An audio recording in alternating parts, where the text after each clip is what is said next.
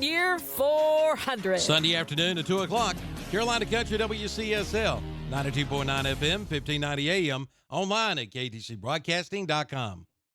Go west, young man, or old man, or ladies out there, to the Westport Golf Course for a great round of golf. Play on their newly resurfaced Bermuda grass greens. Tee it up on Tuesdays for just $25, including card and green fee. It's Crafty Wednesday. Craft beers for just $3.50. And don't forget about their dog fights on Saturdays and Sundays, starting at 11 a.m. each day with prizes awarded. For more information and your tee time, call the Westport Golf Course, 704-489-8088. Go west to the Westport Golf Course off Highway 16 in Denver. Hey, can I help you? Wow, this tractor looks tough. Oh, yeah. This is the Coyote RX 6010. It has a 59 horsepower Daedong turbo engine, 4-wheel drive, and one of the highest lift capacities in its class. It's a whole new level of toughness. Wow, that is tough. I'll take it. Bobby, let's go wrestle a bear. Experience the toughness of the RX series at your local Coyote dealer. Your Coyote dealer is Weston Sells, Highway 18 North, Highway 27 intersection west in Vail. Dodge Performance Days are underway at Marburger Chrysler Dodge Jeep Ram in Shelby.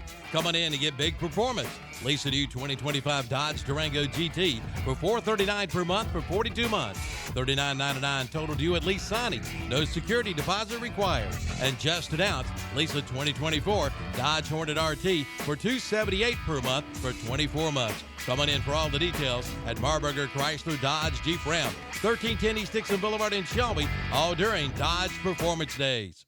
Home Outlet in Gastonia offers an extensive selection of budget-friendly products for your home remodeling projects with the guaranteed lowest prices on kitchens, baths, floors, doors, and more. Choose from over 75 in-stock modern flooring styles, including luxury vinyl plank. Visit Home Outlet today and bring your vision to life at a price you can afford. Home Outlet, 1495 East Franklin Boulevard in Gastonia. Online at homeoutlet.com.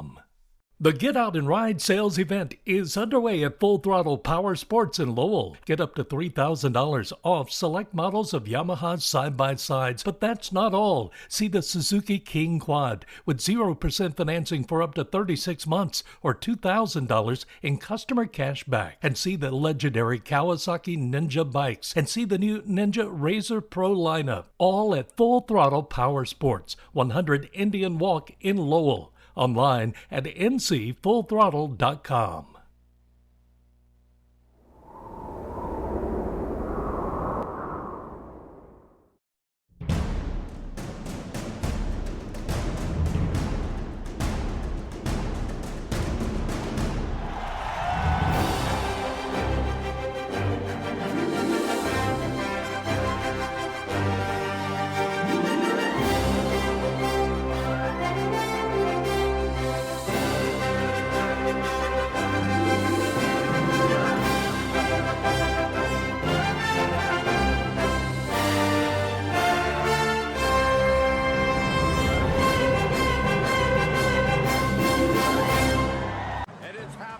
Before our very eyes.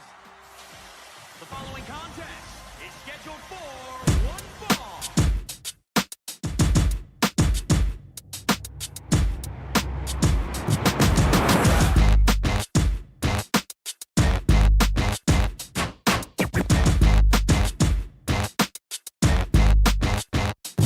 I am the incredible man. I only do things incredible can. 'Cause I am the seed of a chosen breed. You don't see too many like me. 'Cause I am one of the reasons you do what you do when you wanna be me instead of you. 'Cause I am still on beat, showing love to the streets. Come on, you know me, 'cause that's who I am.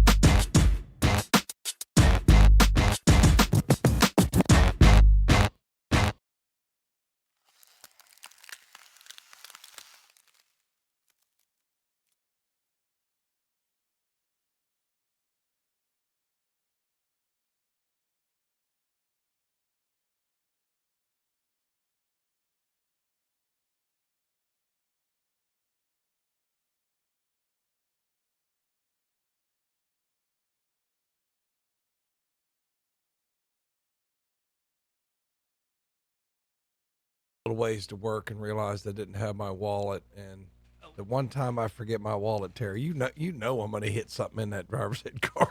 You know I'm going to hit. The one time you don't have your wallet, you're going to hit something. Oh yeah, that's the one time that's going to happen to you. And then I started on the wrong way. Like I went out to like Gastonia. I'm like, wait a minute, I'm not going to Gastonia, I'm going to Cherville. So it's like it's time for spring break, Terry. I need a little spring break. I need a little recharge. But what I need, Terry, is a job like yours where I just sit in solitude all day. That's what I need. I need that job. So my solitude hadn't been too happy here lately. Has business been good down there? Business has been pretty good down there. Well, welcome to Saturday Morning Sports Talk. Tom Senefani, Terry Reinhart, and Kevin Hastings. Brought to you by McDonald's of Cherryville. I hadn't had a chance to eat it yet, but I've got me a hash brown and a bacon, egg, and cheese McMuffin. And somewhere around here, I'm sure there's a coffee for me as well. So thank you to McDonald's of. Oh, there it is. Not. Thank you. There it is. Right there it is. Kevin. All right, Terry. He does not look at nothing. Terry, I'm okay. I'm not one to accuse anybody of anything. Okay, so I'm going out on a limb here. Terry, by your observations, right? If you were going to be coaching a game, baseball game, and this guy walked out on the field. Would you be concerned about his eyesight and his judgment right now after he didn't see you or the coffee sitting next to him? I'm going to be honest with you. Andy showed up late. The first inning's already started. Yep. Like, I don't know what's going on over here, Terry. And he looks like a midget. He couldn't even see you. Sitting in that chair. He could lift the chair up a little bit. Look at him, folks. Look at us. Look at Tom. I will tell you. I ain't gonna lie, man. I ain't gonna lie. Tom's one of those people that I would not even let in behind the wheel. He almost can't see over the wheel. I ain't gonna lie, man. I've had a long week, man, but it's okay. I mean, it got a little long last night too. But I'm just gonna say, like, public service announcement, Kevin. I know you coach, and I know you address it, that you're not a coddler. But if you think by coddling kids and ignoring their behavior is going to correct the problem, you got another thing coming, man. It's just, I don't know what it is. I mean, it's like, aren't we the adults? Yes. I mean, that's what I thought we were, you know. Well, I'm going to be honest with you, Tom. There's times that, like in the morning, we have to keep the kids in certain areas. You know, can't let them run all over the school. You're right. We do the same thing at Burns. But I have a criteria. You can't come past this door. And when the kids step across it, I question, look, you're beyond where you should be. And, you know, it's like this, because I told them this past week, as a matter of fact, Friday, yesterday, they decided to come across, and I said, whoa, guys, back them up. I said, if I let one, then there's another one. And then there's another one. That's the next thing I know, the whole lobby here is full because we let one or two come across, then the next one thinks I can do that. No, if you have, on your criteria, and you know that I'm standing there, you know how far I can come, that's it. I'm just telling you, I don't know what happened to adulting. I think like we're all children. What happened to adulting? And sometimes little small things turn into be great big things if you let it go. And people don't understand. It's just like Kevin last week with the artificial noisemakers. Like if you let that go, then it escalates. Oh yes. You know, it's like, guys, we got rules for a reason, and I know that people are afraid to enforce the rules sometimes, but I just don't understand this adult afraid of kid. Like, what are you afraid of? It's a kid. Send them on their way. But that's just my public service announcement of the day as I sit here in my little midget chair. Yeah. trying to fill in for Chip. I guess Chip's down there having a good time. Well, let's quit talking about Chip, Tom. We're still trying to figure out whether you're on something is today. He blind? I'd say he's a blind umpire. Like, you know. He couldn't see you sitting there. I know. Where's Terry? I'm right here. But from him. I'm not lying. He had his head down, and all I saw was the cap. I was like, man, Dennis is here. It's like, but you wasn't even going to question Dennis. Terry's not even here. Heck with Dennis. I was like, for a second, because he had the head down like that. I don't know why I thought it was. I was like, oh crap. It's like, Terry's not here either. I'm running late. And Terry's not here. Kevin's going to be in a great mood. I was like, the entire show. I'm in there waiting, hitting buttons and not hitting buttons. You know. Tom, I got your computer on and everything. You ready to go? You do. You had everything ready to go today. Well, everything but the mic you broke. I would tell you we had it fixed for some reason. Oh, There's it something works. with the spring. It works. I told Kevin, don't worry about it. He'll never know. Just let Tom deal with it. Just let Tom deal with it. Just let Tom deal with it. That's the motto everywhere I go to work. Tom, deal with it. It'll be all right. Send it to a broadcast. Not sure if the internet's going to work. Tom, deal with it. We're good. Somebody He'll will. fix it. He'll fix it. Yeah, and Tom, I'm like you because, I mean, you know, and I know everybody here lately, and Tom, you know it because it's in high school. It's everywhere that you go now. Getting umpires and umpires that will do it the right way is hard now. And I've had two guys who's been with me for a while decided yesterday they wasn't going to be able to do it. And I'm like, you're a week before time and you telling me I cannot do it. It's like anything else, man. I mean, you just gotta. I mean, you just gotta. You gotta show up. You gotta know what you're doing, all that. But at the same time, when you add all the other stuff on, well, now you got to call balls, strike, safe out, know all the rules, and you got to deal with these jack wagons. Oh yeah. I mean, it's just that part it could be solved by somebody else. So I mean, besides being on us because we are the ones who end up having to enforce it. Correct. Because nobody else attacks. And now I'm sitting here. Trying to keep your players in line. That's your job. Yeah. That's your job. Do it. So I heard a story. I'm not going to say who the coach of the player was, but I know these mamas and daddies. I know the way I would have done with it. If I'm a coach and I give you advice on your swing, and then your mama and daddy tell me, don't tell my daughter how to swing the bat, you know what I'm going to say? I'm going to say, I don't need you. Just go ahead and turn your uniform in. I'll see you later. Yeah. I mean, that's the way I would have dealt with that 25 years ago. It's like, if I can't coach you, if you are not giving me permission to coach your child, then I'll see you later. But for some reason, we don't deal with it that way anymore. Like, I'm not really sure. I want to tell you why. a story. Last year, real quick on that. I'm going to say that. One thing on that. That should be covered before the season or practice starts. Yeah, you're right. Yeah, that's right. Every parent should be talked to. Because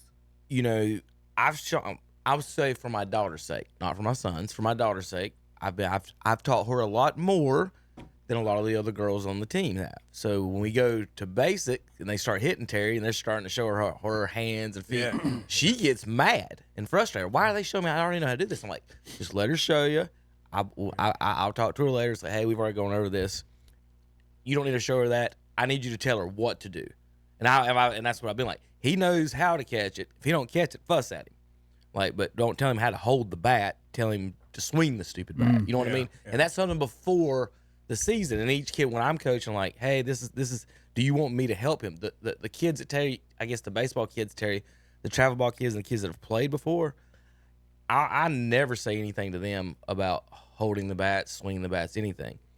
The new kids that have never played before, they're the only ones that I show them how to hold the bat.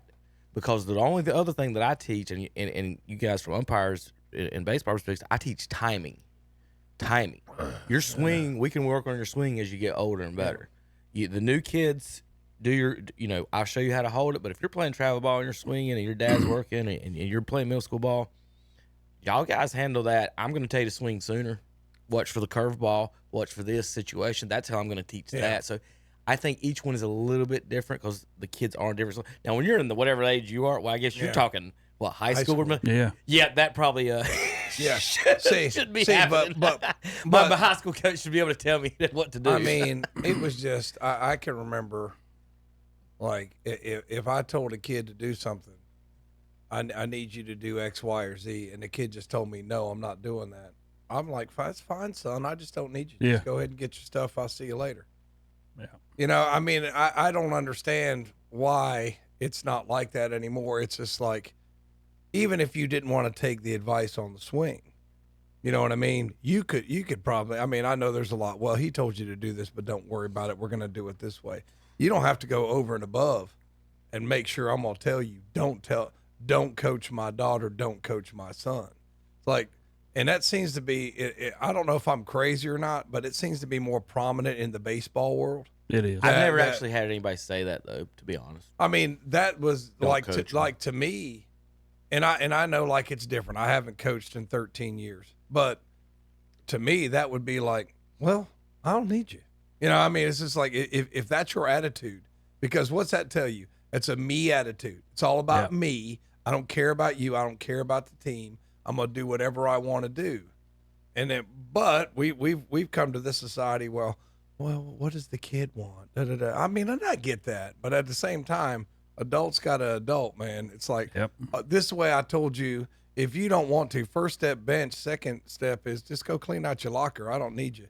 I mean, I don't understand why we're not like that anymore. I know that if I go to Burns and they tell me, well, Tom, we need you to do hall duty, you ain't gonna tell me how to do hall duty. You know what I would say to that person? Don't need you. You know, clean your desk out. See you later. I mean, I'm just really not. You don't have to be nasty about it either. Yeah. You don't have to be nasty. Oh, if I can't coach you, I don't need you. If you're an employee, you're not gonna listen. I don't need you. Yep. So I don't really get what's going on today. I don't know, what is it? Social media, Terry? Well, what is it? I had two aspects that I was going to throw in there. One of them was we're talking about umpires. I had an umpire last year. Has been doing it for me for a long time, and everybody around here know him if I say his name, but I'm not. Good, don't say it. That's what I'm saying. Yeah, don't. But we were in the middle of a game, and I'm on the opposite field, and all of a sudden I see him just totally go off on a coach from another area. Yeah. And he walks across there and he says, I tell you what, that's a ball game. This game's over. He just stopped it. And I was like looking at him, and he come walking off, and everybody's like, no, like that to him. And he says, no, he says, I'm not going to put up with this. He says, I can be home with my wife. I can be home doing something else. I can be home doing this. I don't have to listen to that. Yeah. You know, and he come walking off. Well, they got him to come back. And he says, well, I'll come back. He said, but here's the deal. You're going to go in the dugout, and you're going to stay in that dugout. And if I hear you, then I'm going to call the game again. Yeah. You know, so he told him, you know. So he comes back out there, and they finish the game. And this is an umpire, again, like I said, been doing it for me for 20 years. And he had enough. Yeah. You know, but on the other side, when me and Ray Walker is a friend of mine, but we used to have our team, me and him, over at West Lincoln, you got an outside wall barrier where all the parents can get right behind your dugout, or you go inside and they can't nobody get to you. Me and Ray would make sure we was there early to get that inside one, you know, every game. That way there's no parents sitting behind you, because parents do tell their kids how to do and what to do and when to do it, all that, and all of this. You know where else it's bad? It's bad in basketball. Oh, it is. Because they're right up there on the court. Or they right over to the side on the bottom bench yelling at their kid. Yelling, telling the coach what to do. So I got a quick question solution. What y'all think? You know, you talk about the administrators and everything at the fields and the gyms and wherever they need to do a better job of, you know, policing a little bit of that, because that's not you guys should be worried about what's on the field and what's going on the court. What, you know, you go to these fields, you see on every field aside, this is a sport. These are people. These are There's no agents here. Yeah. But at the end of the day, there's no consequences on that sign for saying anything, period. So at what point do we start making rules in these parks? If you say anything, anything to an umpire, you're gone. There's no reason for a fan to be addressing an umpire. There's no reason for a fan to be addressing officials. If Johnny over here on the front row says, "Blue, you suck," or "that was outside blue," immediately you're gone. There's no reason to say a word to him. You got your officials there, coach. He's gone. You know it when you walk in that gate. And we can start fixing youth sports and adult sports. You're paying your tickets. There's adults, whatever. But youth sports, at some point, you got to start drawing a line on that, because it does. When the parents that get to that field just to yell at an umpire or just to, you know, whatever, not have a good time, that's not what they're there for. And I like I said, just get rid of them on that immediately. If you're not doing, you know, for the youth ball or whatever. But I know when I was doing a game with Sumo over at West Lincoln one time, and this has been 10 years. This is before he passed away. But Sumo looked at me, and somebody behind him was cursing one of the kids, and he just stopped and turned around. He says, "Okay." He says, "I want to know who said that." Then he kind of looks around. Nobody says nothing. They all know who did it. But then he goes, "Okay, so I see that there's no really human here who's going to say I said that." you know. And about that time, the guy goes, "Well, yeah, I'm the one who said that." He goes, "Yeah, you're gone." Just like that, you know, like, I appreciate you telling me, buddy. It was a soccer match the other day. Somebody kept on, like one of the players. So I just turned around, held up a yellow card to the girl closest to me. The girl looked at me. Whoa, what are you doing? I was like, "You're off." "Well, why?" Well, you said, but it was funny. She goes, "I didn't say nothing." I was like, "Well, either you did or somebody else. I'm just sending you off." Yeah. And the girl on the other team said, No, it was me. I'll go off." But you know what? If you don't address it, you're not going to find out who it is. Like, even if I addressed the wrong person, like if he would have turned around and said, "You're gone," and just pointed to a random person and said it was you, somebody will tell you who it really was. Oh, that person, and that's how you figure that it person out. you just thrown out would have told you. Yeah, I know. So, like, somebody would have told you who it actually was, and then you could deal with the problem. But it's so funny that guy Tom, just real up quick, said, "I did it." This is an American audience. You want to explain what a yellow card is? Oh, a yellow card is in English, it is a caution. I wish we had them in all sports. Yeah. Because it'd be like this. Okay, I know this sounds ridiculous because you're a baseball person. Just like, say, like a kid, like in the middle of his at-bat. "Blue, you knew that wasn't a strike."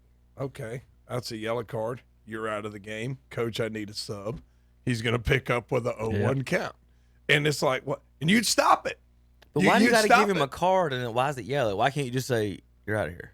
Because it gives you look, if you read like Federalist 51, I'm going to say this talks real quick about before you say anything else. it talks about It's the most pansiest thing I've ever seen when a official. No, it's not pansy. in Federalist No, 51, it's not. this It's like, is a I great, know what happened This is here. a great analogy because Here's your ticket, sir. Because what he's talking about is like an absolute veto. In other words, that I can use my veto to just nuke anything. Well, if you give somebody that much power, two things are going to happen. They're going to abuse it, or they're going to be scared to use it. You see what I mean? Yep. So you have what's called a qualified veto, where it could be overridden, or you have to explain yourself. In there, it's very much like a qualified veto. You show the card, you explain to the coach why you gave the card, but now you can send the player off who may re-enter the game. You see what I mean? Yeah. So if you can do that, like if you could do that in all Why is there a sports- physical card? Okay, I see what you're saying. But you're missing the point entirely, Kevin. No, I understand there's Yeah. a penalty, but I am understand. But why is there But That's a? soccer, not man. only is there a It's penalty. soccer. Is it like a penalty flag in football? Is this what I'm doing here? Yeah, Almost. sort of. Yes. But But it's just. But see, Yeah. you got a yellow card and you got a red card, and they I have mean, them in volleyball too. That's They what have I'm them in saying. volleyball. See, but if you can So do stupid. that now, it's tangible. It's a halfway step, and I guarantee you, if you could send a kid out of his at bat, if he turns around and says that wasn't a strike, okay, you're out. Give me a sub. You can he'll change. re-enter. Yeah, he'll you change. can re-enter, but you're out. You lose your at bat. Tom, What? my man right here plays the reverse card on the ref when he gives him the yellow. Watch him. Uno, reverse, Oh, God. reverse. Oh, God. You're done.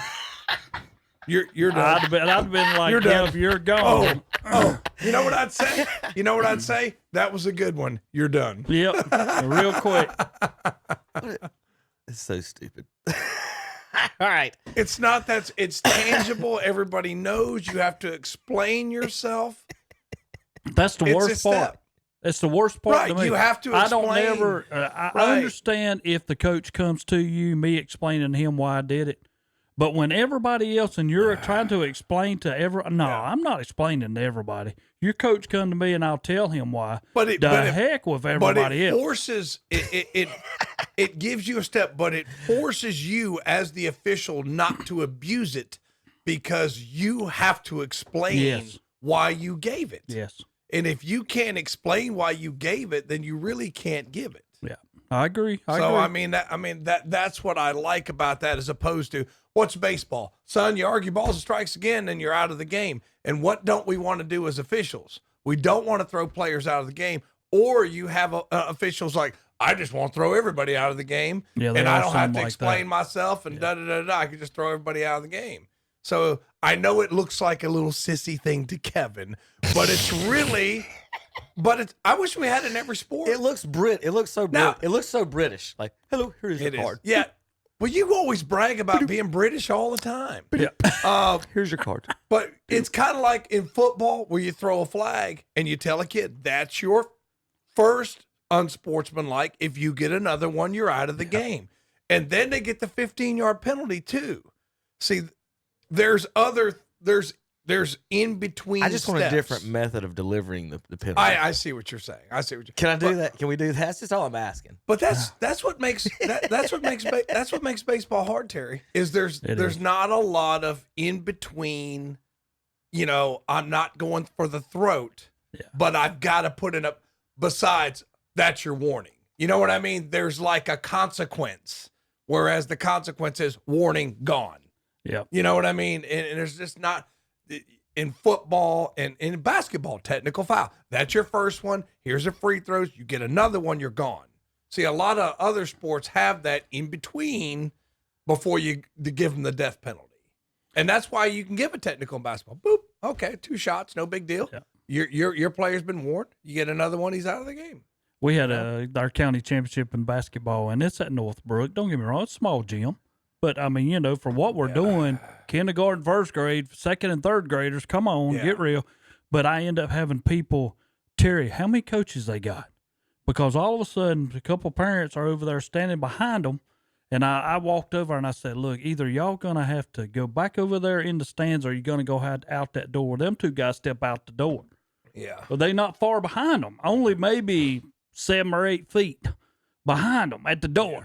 You know, so they still, and I'm like, my Lord. And then I had it happen again. I finally had to go to them and say, look, y'all got to go back on the other side. Yeah. You know. All right. Well, I'm loving my breakfast. I've already had my egg and cheese biscuit. Well, Tom got here late. I didn't get my strawberry smoothie. I wasn't late. I was on time. Oh. I don't know about all that. What time does the show start? Well, he's already ready to go. Poor old Kevin. Listen to David Letterman over here. That's what I was like. No lights have to be flipped by Tom. No mouse, no computer set up, no buttons pushed. He's over here fixing your mic. He's over here doing everything. He thinks the intro music is his walk-in music, Terry. Kevin looked it is at not me, your walk-in music. And You're I said, Kevin, just let it go. He'll never know the difference. He's not. He thinks he's Ric Flair over here. It's not the walk-in music. That's not what that is. All right.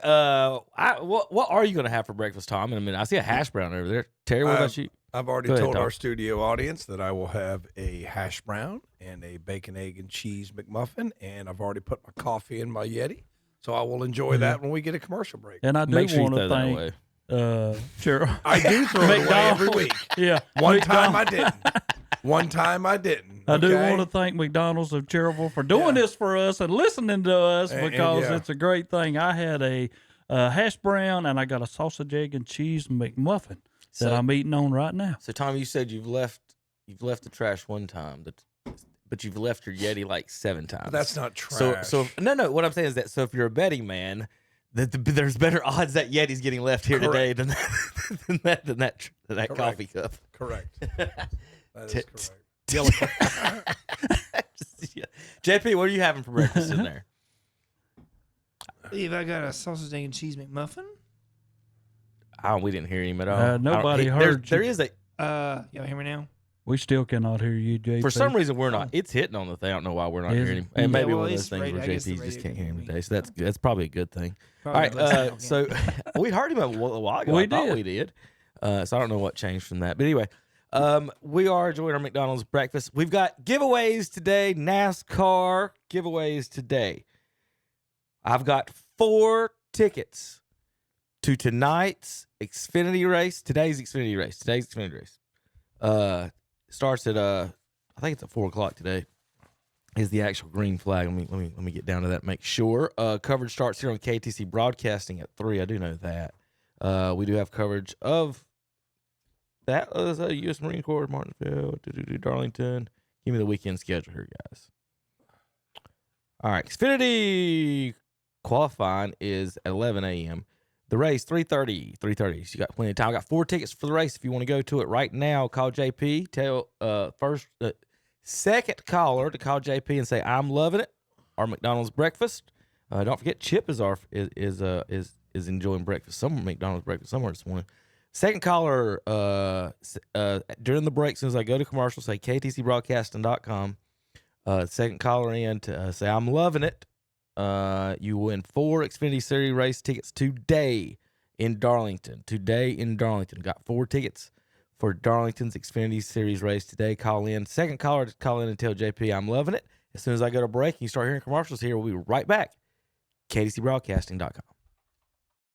20 ribeyes for $39. The Backyard Butchers are here right now with 20 ribeye steaks for only $39. That's less than $2 a steak. Just look for the big white truck in the parking lot at Tractor Supply on 74 in Gastonia. 20 ribeyes for $39. Just look for the big white truck right now in the parking lot at Tractor Supply on 74 in Gastonia. And for a limited time, get 2 pounds of crab legs for $39. Go to backyardbutchers.com for more info. Backyardbutchers.com. Cash, credit, debit, EBT accepted.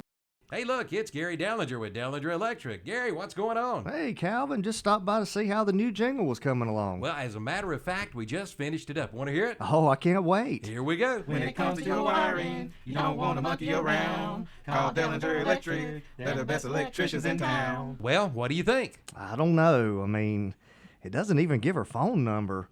And monkey around? 704-435-0705. They're the best electricians in town. I don't have to pay for that. Do I? You guys having a party too? Yeah, just having some friends over for the game.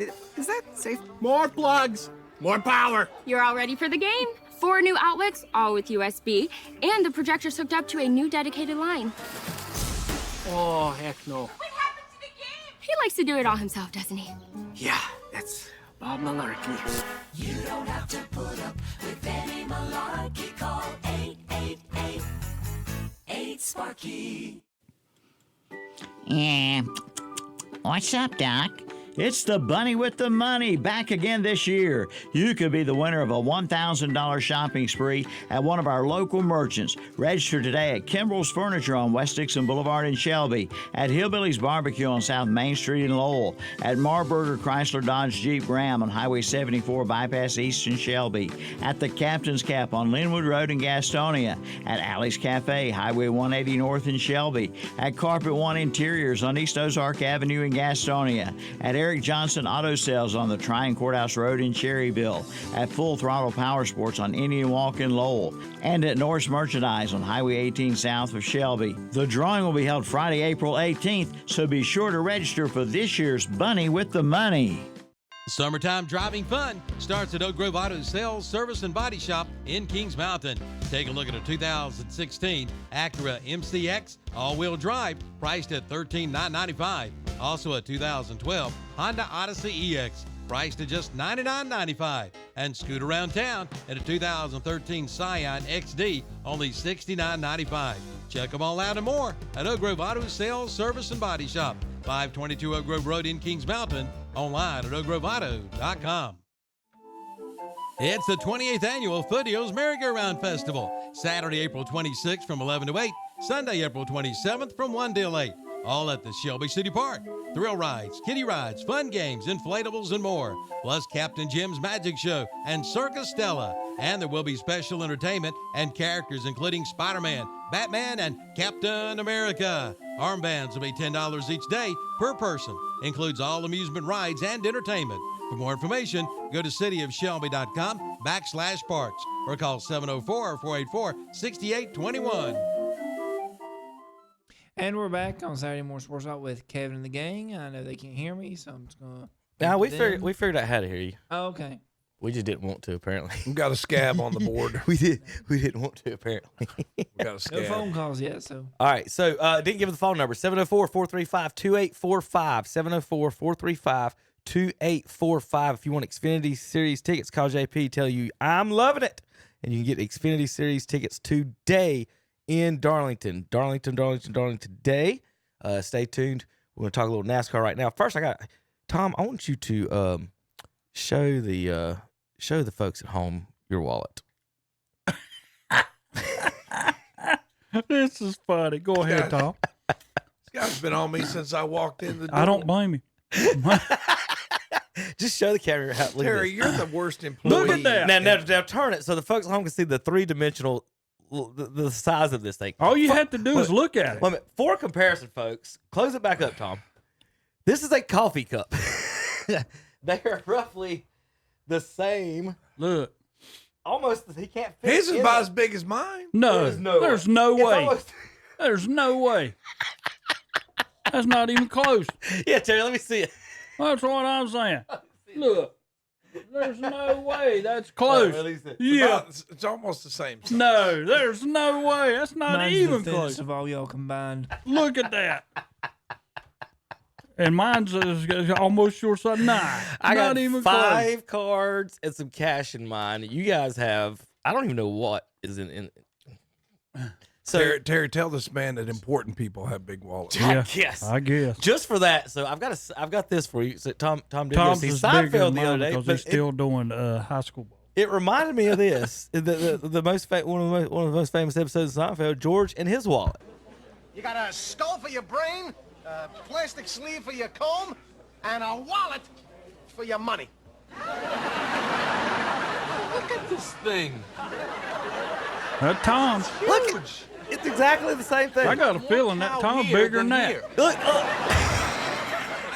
I need everything in there.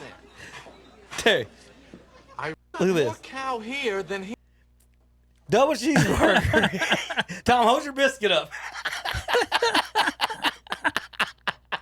Tom's wallet's bigger than his biscuit. Here. I need everything in there. Irish money. I might go there. Show this card at any participating Orlando area Exxon station to get your free Save the Tiger poster. Just give me that. Give me some of those sweet and lows. You got a That whole skull for your episode, brain? Tom. For half the episode about him and that wallet. Well, I will say there was a guy. I went on one of my and a wallet. Okay, same thing. Go ahead. One of my little history trips. A guy was from he was from Colorado, but he grew up in California, and he was different.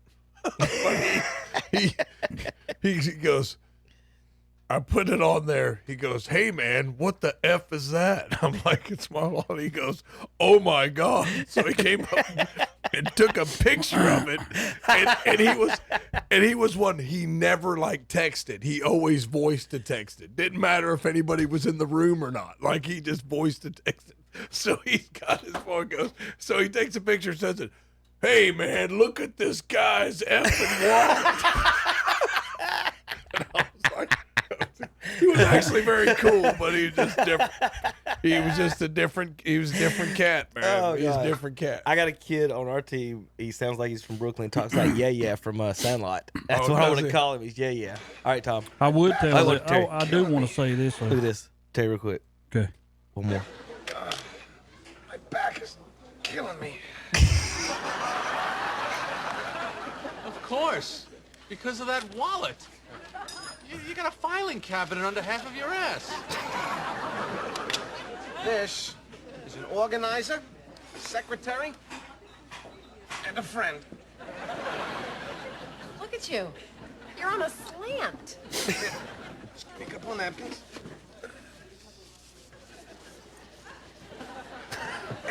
Yeah, I'm fine. You don't umpire with that thing in your back pocket, dude. Tom, and your strike zone's a little crooked. I have a plan. My wallet goes in my jacket pocket in the winter, and in the summer when I wear my cargo shorts, I have a cargo pocket for it. So I would like to put all bets out to Burns High School. Any kids who have lost credit cards, Tom might have it at this time. Terry just dated himself there. These kids don't have credit cards. What do they have, Kevin? They probably got Cash App or something like that. They don't even have cards anymore, man. You know. All right, NASCAR. Let's go. Well, he wants us off of him. If you want Xfinity tickets, call JP right now. Telling him you're loving it. He'll give you Xfinity tickets. We need your email address for today's race in Darlington. Got extra Xfinity race tickets today in Darlington. Just call JP, telling him that you're loving it. Say, I'm loving it, JP, and he'll give you some tickets. All right, this past weekend up in Martinsville, fun little track to go to. I was there myself to see Denny Hamlin win, and got to hear a lot of boos, a lot of cheers, and all that other stuff. Terry, did you get to watch much of it, or was you too busy, or how'd that go? Hamlin first, Bell, Bubba Wallace, Chase Elliott, Kyle Larson, Chastain, Priest, Logano, Briscoe, and Gilliland were your top 10 in Martinsville. So Hamlin wins his 55th race of his career. He said his goal was to get to 60, and it's going to be tough winning one or two a year like that, getting that for I don't know how long he's planning on staying racing full time. But Hamlin now is 11th all-time wins, Terry, tying Rusty Wallace, passing Lee Petty. I didn't know he was that high up on the wins list. I thought he was like in a lot lower, to be honest. And I saw that 55 or so. I was like, good grief. I really, to be honest, I didn't know. I mean, Kyle Busch is at 63, Terry. Yeah, I know. Harvick's in between them right now at 60. He's 10th all time. So if you're for Earnhardt fans, won't know, he's 8th right now with Kyle Busch 9th, Harvick 10th, and Denny Hamlin 11th. Keselowski is your next closest, and Logano is 36 out of 24th place. Yeah, I did not like the race. Yeah. Kyle Busch never could get up there to the front. That's kind of teeing me he's off. He's really not a NASCAR fan. I am a NASCAR fan, but I am right now. I'm starting to get really mad at our owners and all this good stuff. You're starting to Kyle Busch restarting to learn to me to be Dale Earnhardt Jr. Come on, let's get up there and be able to run with the ones at the front. I mean, I don't like this where I'm watching a race and my driver's like, and he's won races, but now he's like 15th, the 20th, the 25th, almost like Jimmy Johnson was it then. Yep. You know, and you start like, what are we doing here? Yep. I mean, I'm sorry. I mean, Kyle Busch is a better driver than this. Give him the stuff so he can run at the front. If not, you know, Kyle, I hate to say go ahead and retire, but if you don't have the stuff, or I'd be switching and wanting to go somewhere else, I'd be doing something. There are rumors of him moving and switching. Your all-time wins NASCAR history, of course, Petty 200, Pearson 105. No, Kyle Busch first. Gordon 93, Bobby Allison 85, Waltrip 84, Jimmy Johnson and Cale Yarborough 83, Earnhardt 76, Kyle Busch 63, Harvick 60, Hamlin at 50. It's hard to wrap your mind around. Darrell Waltrip had more wins than Dale Earnhardt. Mm-hmm. Oh, I know. You know what I mean? It's when you say that out loud, I think people forgot how good Darrell Waltrip was. Can I ask you something, though? As you go back, and now, don't get me wrong, I respect all them guys. But as you was growing up, they were guys I just absolutely hated.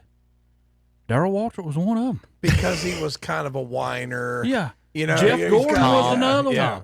Listen to the two names he just said. I mean, I'm sorry. Listen to the two names he just said. Darrell Waltrip and Jeff Gordon. Who is Dale Earnhardt's two main competitors in his career? Yeah, that's true. Darrell Waltrip and Jeff Gordon. Wait a minute. Not only that, Jeff Gordon and Darrell Waltrip both have more wins than Dale Earnhardt Sr. Also, I was going to say to you, what you're learning, Tom, when he says it wasn't a good race because Kyle Busch didn't go good, that's how NASCAR fans view it. If your driver doesn't do well, the race is. I'm telling you, that's why you go to a race. I didn't go down there to watch him finish 15th. I did correct when Jimmy was racing, and like Terry has been, like in general, he's got a chance to win if he's on the track and he's got a decent car. And you watch the race, hoping your driver. If something bad happens, it's racing. You know it doesn't win. But if everything breaks right, he should be in competition for the win. Right now, Terry's having problems with that, obviously, because that's where when these older drivers get to a certain point. I personally think NASCAR pushes them out at a certain point. That's my, conspiracy theory. They did hire a president or something to operate daily activities, so the Francis aren't supposed to be operating. I don't know how that's going to work. Exactly. Yeah. All right, back to Martinsville, Terry. That you didn't like. Yeah, it was a good race. I had fun up there. I don't know if you folks, if you haven't been up there. Small track. It's not like Charlotte. No. It is. You can walk from one end of the track to the other very easily. It's not that hard at all. You can see the whole track from everywhere. Get you some hot dogs? No. Well, I'm gonna talk about that. No, I did not. I don't understand that. I had somebody last week while we were watching the race, and he goes, "You ever been to Martinsville?" And I said, "Well, yeah." And he says, "You ever got them hot dogs?" I said, "Yeah." He says, "Do you like those?" I said, "Yeah." I said, "The red weenies." Oh, I didn't know if you knew that. Yeah. Oh, they're awful. I'm sorry. They're the greatest thing on earth. You would. Yeah, they You are. would. You My would. grandma You had would. those when we were growing up. Oh my gosh! I couldn't wait to get to grandma's to have one of them red I'm weenies. glad you brought that up. I'm so glad you brought that up. What? That is the most awful thing No, they're not. of all time. Tom, do you eat red weenies? I can't say that I have, but I'm not a hot dog connoisseur. If like somebody says there's hot dogs, I just eat. So do you, off the top of your head, you don't know if you've ever eaten a red hot dog wiener? It seems like I have. I think it's more like so some people, I have a vision problem, and I don't think they taste the same anyway. And that's all I've heard about. Terry, you was talking about that. And so my grandma had those every time I went to her house. So at Martinsville, it's parking. You're pretty much parking in someone's yard. Yeah. There is no like. Okay, there's two big lots of grass. Okay, I will say that there's two fields basically, and I like where you can pull. I wish I could have one of the RV tickets where you pull up to the back, all the way back part on the RV. That would be cool. But if not, you're parking in somebody's yard and everything, and I get up there and I had some cash on me and my card, and I went in the store and I ended up having to make two purchases for the second one. I just give them some cash, right? Not thinking I needed cash for parking like a dodo. And then I ended up being, it was $25 to get in. I talked my way in with $23. I showed the woman my wallet. I was like, "Look, I am so honest. I don't have Tom Stefani's wallet here. I got 2 tens. I got 2 tens and 3 ones. I'll dig for quarters if you need it." She said, "You're okay, baby." But you can grab a golf cart ride. Somebody will take you up there. But yeah, Terry. So I go over to the holler section. You know, the fan zone where they got the music and the games. They had a real good fan zone for kids at this one. I don't necessarily remember Charlotte's off the top of my head how it was, but this kids' one's was kind of nice. But the hot dogs. So I'm in line looking for a drink, looking for something to eat, and I see the signs, and these folks next to me eating corn dogs. I'm like, hey, I want corn dogs. I look at the sign, $8 for a corn dog.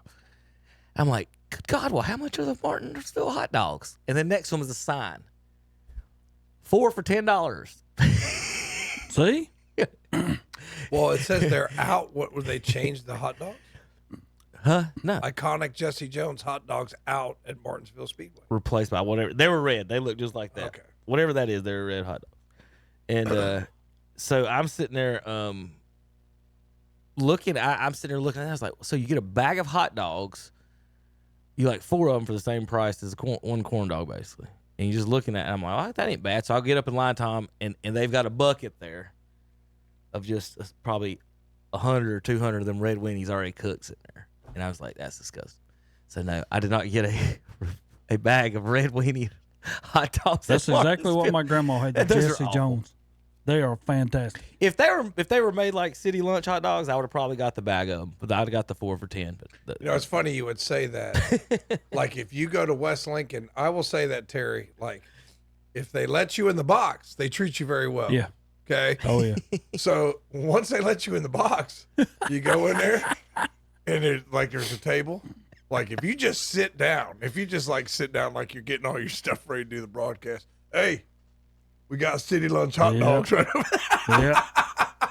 I mean, you know, like it doesn't matter. Like and then like if you say, okay, I'm gonna get one in a second, somebody else to come by. Hey, we got city lunch hot dogs. Right.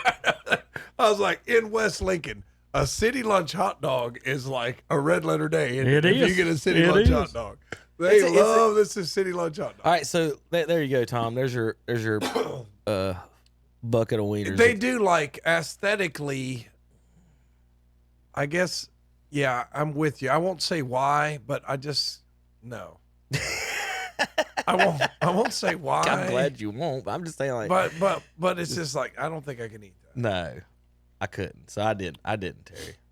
I don't even think I got anything to eat, to be honest. After I saw that, You know what they ought to do? You know what they ought to do with these tracks? I know they don't have. I didn't. I had a turkey sandwich I packed. I said I'll just survive off that one. They don't have the. I know they don't have the rights. I know they won't have the rights, but they just need to do like some Hunt Brothers pizza, some cheap stuff. You know what I mean? That's pretty good. Just make, you could probably sell that for like $4 or $5 a slice. What the problem I have with these tracks is like, I got one kid. She's an engineer, moved out. Like people like Kevin have got 3 kids. You try to take your 3 kids to have a good time, and you got to spend $50 to get them hot dogs.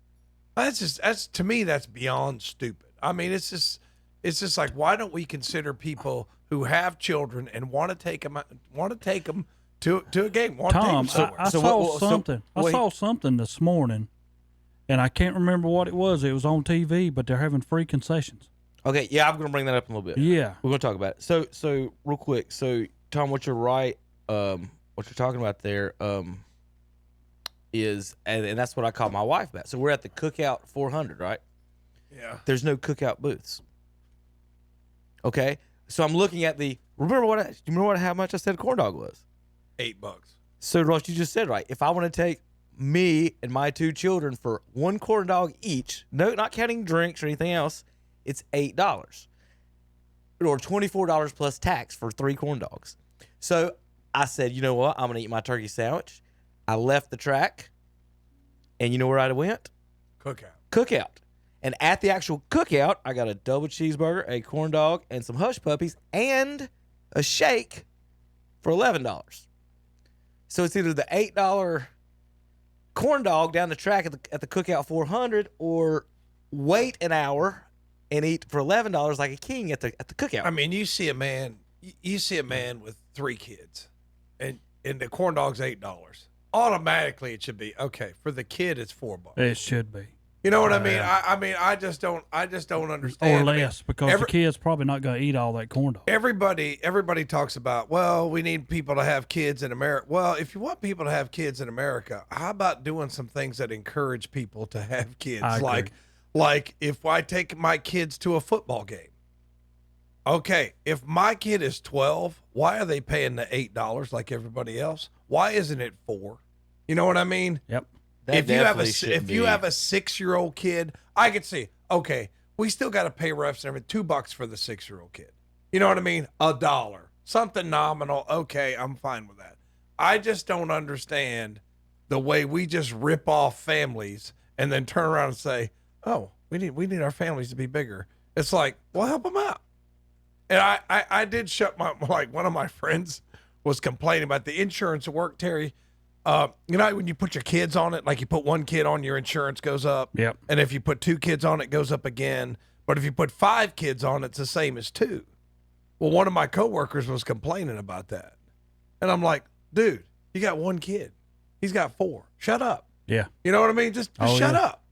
You're going to be able to retire earlier, and let's say this guy has like a fleet of cars. You know what I mean? It's like, well, you're spending money on cars. He's spending money on his kids. Why don't you shut up? You know what I mean?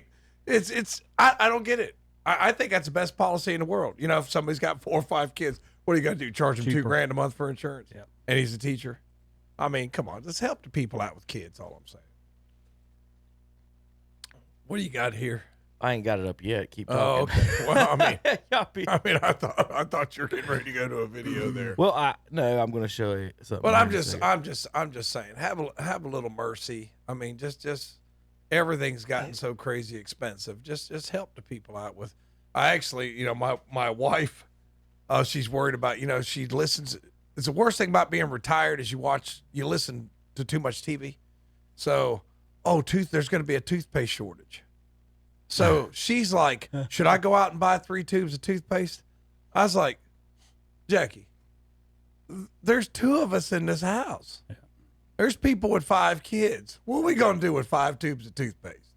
Don't worry about it. You know what I mean? Just kind of, just kind of just like think about other people every now and then. And she did. She went. She said, "Oh, okay." And that's all people have to do. Yeah. Hey, Yeah, we're gonna have a short on just for a toilet minute. paper. Yeah, toilet paper, towels. whatever, and they go by. And all of a sudden there's none in there. Then a guy with 5 kids. All right, so why are you putting my face on this? Because I can't. I'm not going to show a kid's face on there. That. Thank you, sir. Protecting innocent children with Tom's beautiful face. Is that a good excuse now? Yeah. Okay. Yeah. Now, this is at the Martinsville race, guys. This is the corn dog stand where you can buy those $8 corn dogs and those $8 lemonades. Right under the guest Wi-Fi network, Terry, with 40 race cars 100 yards away, is a child who's about my son's age, 12 years old, sitting there on his laptop playing his games. There is a race cars, 100 miles per hour driving by, 40 of them all day long. And this kid's sitting here on his computer. He could go. He's not like not in the stadium. He can walk 10 feet away, go through where everybody's standing, and look at race cars drive right by, and he's on a video game. Maybe his parents made him go, and he really didn't want to go to this, and he had other things to do. Who cares for race cars? You're a little boy. What are you talking about? Look, go spend vroom, vroom. Go spend time with your family if you do nothing else. You know. I mean, it's just kind of like this is a young kid. They're working, and instead of like just enjoy, there's a rate like this is not what I wanted to do today. There is a. That's how young kids are. Race cars. That's what I'm saying. How are you not? They like, don't enthralled? care. There's a car.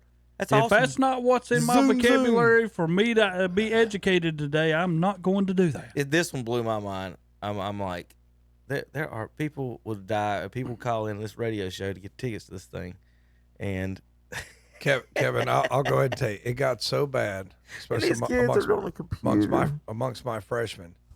Is like when I would do my little, because I do my little drill sheets, like I go over something and I do a drill, and I used to say, okay, the easy way is this: I'm gonna load it up on y'all's computer and y'all just do it, and then I go around and 5 of them are on computer games. So you know what I've had to do, Kevin?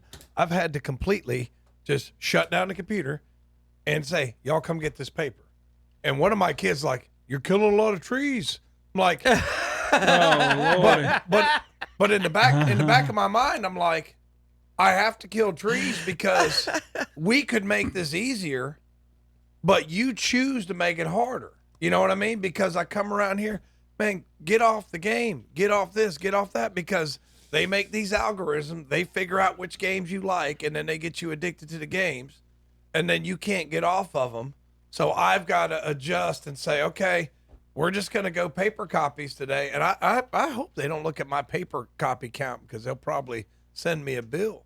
But every little thing I do now in one particular class, I have to print it up and say, put your computers away.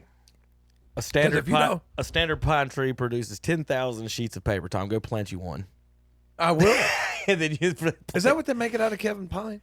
A single standard pine tree, 45 tall, I guess. Here's more detailed breakdown. Paper production, I don't know. Well, Tom's going to have to plant some pine trees, but I'm just telling you, man, it's just... Surely you haven't printed more than 10,000 sheets. I don't know, Kevin.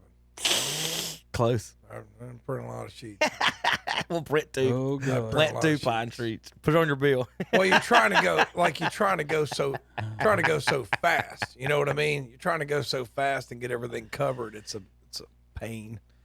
But well, I did have a good time on Martinsville other than the red hot dogs. Good for you. Good for you, Kevin, for taking your kids and spending time with your kids. I went by myself. Oh, you said you had your kids there. No, I said there were the poor old kids didn't even get old kids didn't get to go. You didn't take your own kids? Kids decided to do something else. Oh, they did something with their mom? Papa. Okay. So they went with Calvin or with Amy's? Mm-hmm. Okay, they went with Calvin. Okay. What did Calvin take him to, a remote? Calvin probably took him to a remote. Hey, there's free food there. Yeah, there is free food. There you go. Yeah. Well, when you tell them you can go to a baseball game and eat ice cream with mom and pop and not ever get in trouble for ever do anything wrong, or you can ride 3 hours to the NASCAR race with Dad, what do you want to do? I believe I'll take this opposite. They never choose dad, Tom. Yeah. Yeah. I understand They every bit of never that. choose dad. And poor old Amy has to sit at home by herself. She didn't have to. She chose to. She probably enjoyed the piece. Yeah. She was keeping the little one, Correct. I'm sure. She had to keep No. the little one. Oh, no? Okay. Send that one off. It's nap time, Tom. My God, I was getting ready to say that was exactly what it was. Nap time. Yeah, but I just tip my cap. All parents out there who have 3 and 4 and 5 kids, man, I just salute you. That's so much work. Yeah, And I mean, it's so much sacrifice. And you can't buy like all the stupid things that, No. you know, dinks buy. You know what a dink is? Mm-hmm. Dual income, no kids. All the dinks out there buying all their Mercedes and all that, and all the parents out there who, you know, use that money for their children. Like, I just like tip my cap to anybody who has those children. I pull for you. Well, look at it on the bright side. It saved Kevin a lot of money too.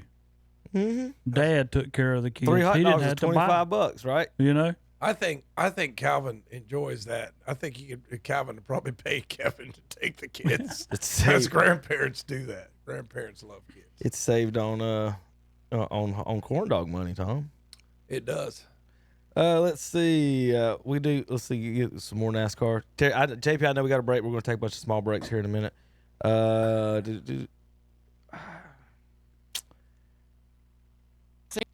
We were on Bussin' with the Boys. They asked me if I ever my pants while I was in the race car. And I was like, no, I've never done that, thankfully. And I said, you know, I think the reason why that's never happened to me is because if you can work a fart around your poo, does that make sense? And like relieve some pressure, it buys you a little time. Some people can't do that, and they just poop in their pants. And I don't. I get home. We had that conversation at like the 30-minute mark of a 3-hour podcast. I got up from the podcast, and I was like, you know, we talked about more than I thought we would. Wow. Tom, did you know that happened? No. You didn't know they were messing their pants? I'm sure they have. I mean, I'm sure. I would say the other one. I'm sure they would like go pee because 500 miles. I mean, that's a long time. It is. And you can't. It's like Especially when you can't purposely dehydrate yourself in that race car because Think of Charlotte at the 600. because it's got to be hot inside that inside the I would call it a cockpit inside the race car. It's got to be hot. I mean, you know, you're gonna dry out anyway. You can't sit there. Well, I'm not gonna drink for 12 hours, so I don't have to pee during the race. All right, big controversy in the Xfinity race last week, Terry. What do you think about that? All the wrecking. Do you have no problems with it? No. None whatsoever. Is that number 8? This is the Xfinity exactly series. Like Sammy Smith did it, maybe even a little bit cleaner, moved him up the racetrack, and potentially is going to clear him off for turn 4. They're side by side to turn 1. So, Tom, they go pretty good here, then this chaos starts. 3 of the last 6 races at Martinsville have had a last lap pass. 54 in charge. Sammy Smith is there. Justin Allgaier is there. Boom! He punched the leader. And then he's gone. Two's gone. Here comes. Austin Hill out of nowhere is going to win. Oh my goodness. Martinsville. Do you That's Martinsville, though. That's short track. Well, how can that happen, Tom? Number 8, whoever's driving that car, shouldn't they daggum ban him now? I mean, you know, you can't do that. Smith is there. Justin Allgaier He tap him. He knocked him out of the way. Well, then he Ty got knocked Dillon out of the way, did that. too. Yeah, but Ty Dillon did that, and they daggum crashed him. I think he got, I don't know. I'm sure some of our listeners know the exact fines and penalties that he did get fined and penalized for that move. But there was a lot of. You cannot race on racetracks no more. There was a lot of controversy about that this week, actually, about exactly, you know, the racing, the Xfinity race. A lot of people were mad about it, said it was a travesty. I didn't know, Terry, you thought the same thing about it, or you just said you didn't have a problem with it? No, I didn't have a problem with it. All right. It's short track racing. It's As long as that guy is It's Martinsville, it's Bristol. I mean, that's going to happen. All right, how about a 1997 April's Fool's article joke? I've heard from the folks at Beckett, and the following is nothing but an April's Fool's joke that they printed, but here it is. The rumor was Michael Jordan is going to start a Winston Cup team. In the current issue of Beckett, this is 97, it says that Jordan plans to become the owner of a race team. Sponsorship will reportedly come from Jordan's endorsements, Gatorade, Hanes, McDonald's, Nike, and Warner Brothers. He plans to release another half-animated movie tentatively entitled Traffic Jam instead of Space Jam. But says his car will be able to change paint jobs during a race, much like a revolving billboard. So how about a joke about Jordan owning a NASCAR team as an April Fool's joke in Beckett's Sports Magazine before, obviously, and then now. Guess what? He did. He did it. That's right. All right, let's see. Any other news thoughts on Martinsville, Terry? No. All right. I'm ready for Talladega. New car schemes today. Well, Darlington is this week. I mean Darlington. That's what I'm saying. I'm ready for Talladega, too. It's coming up. I think Bristol, then Talladega. I like these racing. Martinsville, Darlington, Bristol, Talladega. I love every one of them. The only thing I like about Martinsville and some of those is you'll get a leader and he'll be out front for a long time. I was at last fall's Darlington race. Not sure if I'm going to make it to tomorrow's or not, weather depending, but maybe. It is. It was a good race in the fall. I'll say that. So I wouldn't. I would recommend the Darlington race. It's tomorrow at 3:00. Today's race is at 3:30. Both of those are on KTC broadcast. We've got the Final Four tonight. Auburn and Florida, 4:00. Duke and Houston at 7:30. Tomorrow we'll have Braves baseball returns and NASCAR racing, and then championship game is Monday night at 7. We're going to talk about that this weekend scheduled. Go ahead, Terry. I want to mention something. We mentioned last week at all the champions and different tournaments that everybody goes to in college. And then when I look back this week, I remember that the Crown tournament is going on. Everybody know what the Crown tournament is? It's okay, like you get so much money. It's a NIL money that you get. If you win it, you get $300,000 towards your NIL deals. Okay. If you finish second, you get $100,000. If you finish the runner-ups and the semifinals, you get $50,000. What are we coming to, y'all? Because I'm going to end up getting more people. They were more people. I mean, Chattanooga ends up winning the NIT tournament, but nobody wanted to go to it because of all these other teams like Nebraska, Villanova, UCF, and all of them. Boise State are playing in the championship of this Crown tournament. But these are higher seeds to me than what won the NIT tournament. And now they're going to that to get money. So I'm looking at this thing even more next year. If they do great this year, this Crown tournament's going to have more teams in it than the NIT tournament. And what is the NIT starting to become? Nothing. We just got to with the CBI. Illinois State won that one. You know. Yeah, they'll do away with it. And plus, when you used to go to the NIT, you finish it in Madison Square Garden. We finished this tournament in that Hinkle Stadium, where it's Butler Stadium, is where it was finished. Indiana? Yes. That's where the championship was played.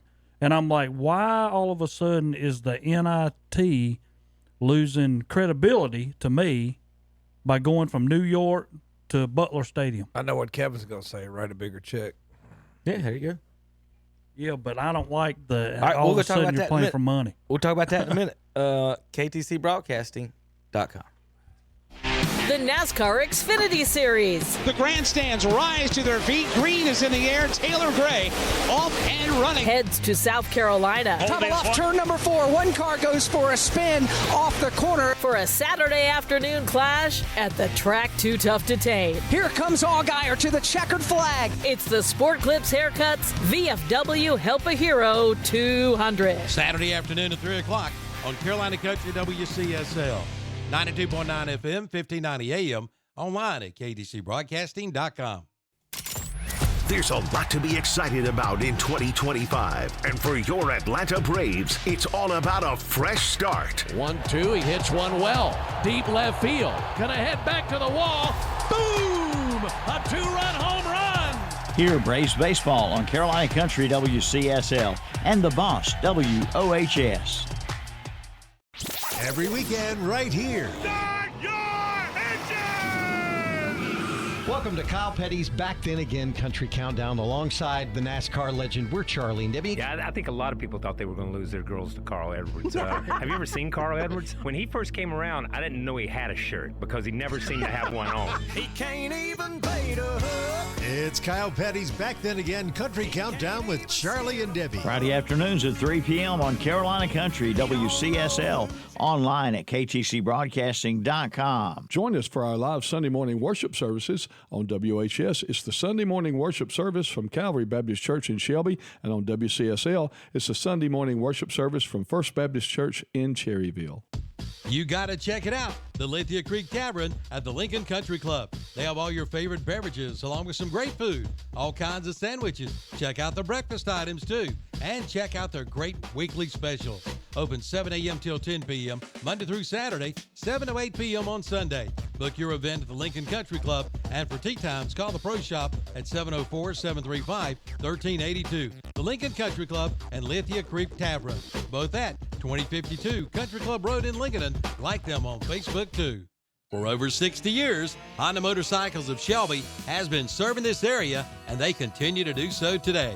Right now, you'll find a good inventory of dirt bikes, plus 150 and up to 450 models of on- and off-road bikes. See the new 2024 Honda Rebel, along with 4x4 ATVs and side-by-sides, including the Pioneer and the Talon, plus Gold Wings and Trikes. And don't forget about their parts and service department. That's Honda Motorcycles of Shelby, 4402 East Dixon Boulevard in Shelby. Online at HondaMotorcyclesofShelby.com. Back Road Pickers in Falston announces their annual Spring Fling event this Saturday, April 5th from 9 a.m. till 4 p.m.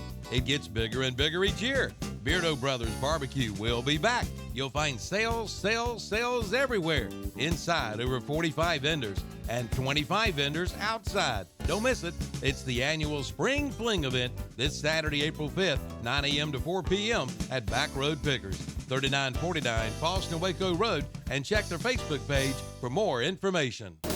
As our economy gradually reopens, remember to support local. Know you're doing the right thing and stay proud. Be a part of the greatest comeback of all time. Shop local with WhatsUpShopper.com, Carolina Country, and The Boss.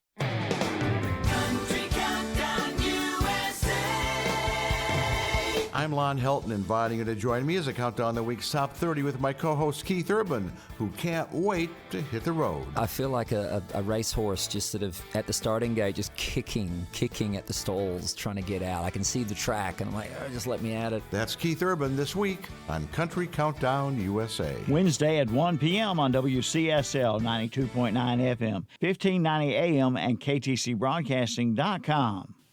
Be ready for grass cutting season with a stop in at Boyd's Tire and Appliance and Boyd's Lawn and Garden in Clover. Only a short drive for big savings. Check out their line of Aaron's, John Deere, and Gravely mowers. Get 0% financing for 36 months on a new Gravely mower, but also special discounts on Gravely stand-on equipment. Plus Echo and Steel chainsaws, trimmers, and blowers. That's Boyd's Tire and Appliance and Boyd's Lawn and Garden, 124 South Congress Street in downtown Clover. Online at boydtire.net. Join us for our live Sunday morning worship services on WHS. It's the Sunday morning worship service from Calvary Baptist Church in Shelby, and on WCSL, it's the Sunday morning worship service from First Baptist Church in Cherryville. And we're back on Saturday Morning Sports Talk with Kevin and the gang. They're laughing about something in there. I don't know what they're laughing about. I just work here. I just push buttons, make sure they get on there. How you doing, JP? I'm all right. You're all right. All right. I'm about to eat my breakfast. So. How about if you want NASCAR Xfinity Series tickets for today's race, you can still call JP right now, 704-435-2845. 704-435-2845 in Darlington today. All right, this is a list of schools with the most seasons finishing below 500 despite having multiple NBA draft picks on their team. So you understand what I'm saying? Well, the School of Washington has had 7 seasons with multiple NBA draft picks on their team in which they finished below 500. California at 5, Georgia Tech 5, Georgia 4, Iowa State 4, LSU, and UCLA all with 4. That's an interesting. How you can do that, right, Terry? Duke had a problem doing that with Zion Williamson, didn't Yeah, that's true. But they don't got a problem right now. They're in the Final Four. They got Houston and Auburn and Florida SEC championship on the other side of the bracket. So far, any comments from? Well, I'll do a little refereeing here with Terry. We'll see what he says on this one. Let's go the basketball referee, Terry. That's an offensive foul. I know it wasn't called, but it was offensive foul. From that angle, I think it is. It may be, but from you the can't other push angle, off. See, well, he pushed completely off. I know, Terry. I want to find the other angle. I'm saying from a defensive point of view. From the backside angle or the side angle, the defender put his chest into him first. He wasn't that. You see, the what I'm saying is he chest bumped him. I understand chest bumping. What I'm saying is you he blocked. extended your hand. I know, but that's after the chest bump. I don't mean nothing. You're able. Tom, I'm gonna let you touch him which a foul little comes bit. first? Which one should get called? The foul that's first. If I bump you, Tom, and you travel, what should the call be? A block or a travel? If you bump me, it's a foul. Okay, that's all right. If I travel, then bump you, this guy, then it's a the walk. defender bumped him, and then the guy pushed off. I claim it should be, if anything, a defensive foul. Once I find the actual, replay. But there's a big argument about it in the game, but I always come down to it. If you're arguing about one call, then that don't mean the game, right? You're right. But to a lot of people, it does. I'm gonna find the other views of it because, like I said, I thought it was a defensive blocking foul to be honest, and that I know that'll make the Indiana people really mad about that. Of course, I won't be able to find it as soon as I type something. It's like magic. If it happens more than a day ago, it disappears. Do y'all do that? Let's see, Purdue, Indiana foul. All right, Tom, who you betting on this one? All right. Well, what's the bet? After saying? Terry said Auburn's no good, the straight up bet, Kevin. All right, the straight up bet. Mm-hmm. Let's see. Mine, our listeners, don't. You might want to bet the opposite because I haven't won a parlay in a while. But at almost 6-1, Auburn and Houston both to win. $5 pays $34.50, Kevin. So that's not bad. And let's see what else. If you take the point spread, you get almost 3-1. You get $2.82, which is almost 3-1. $10 pays out $38.18. So what I'm hoping is I win both of those.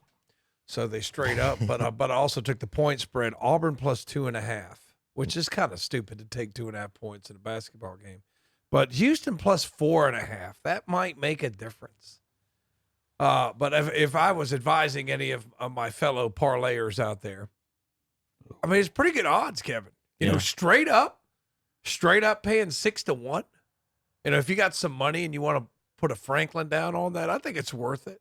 You know, I don't bet like because y'all make fun of the way I bet, but I do for fun. Like for mine, this is kind of like a little bit. What the heck are you saying, Tom? That if you're betting for fun versus betting to try to pay your bills, Terry, there's a difference. Okay, all right. There's a difference. I'm just trying to make sure because you losing me over here. Terry, if anybody loses anybody, anything you say loses immediately when you say it. Well, let's go ahead and say what you said off the air. That he said Auburn was no good. Can we talk about that for a little bit? They are no good. There he goes again. Terry, that's a blocking foul. There he goes again. No. That's a blocking foul. Yeah, look at the feet are moving. The feet are moving. He's going to a point over here. My guy's already there. Watch it live, Tom, and tell me if it's a defender that chest bump his shoulder before the push off. That's bang bang. Oh, it's bang bang, but it's definitely not a charge. Aesthetics. Okay, let me tell you, if I am that, we're moving and I go flying to the ground. The official on the official. That's a flop if I've ever seen a flop. So it was no call. They didn't call no call. That's what I'd call. That's a flop. Don't flop. Play defense. Okay. Yeah. You know. That's a fair point.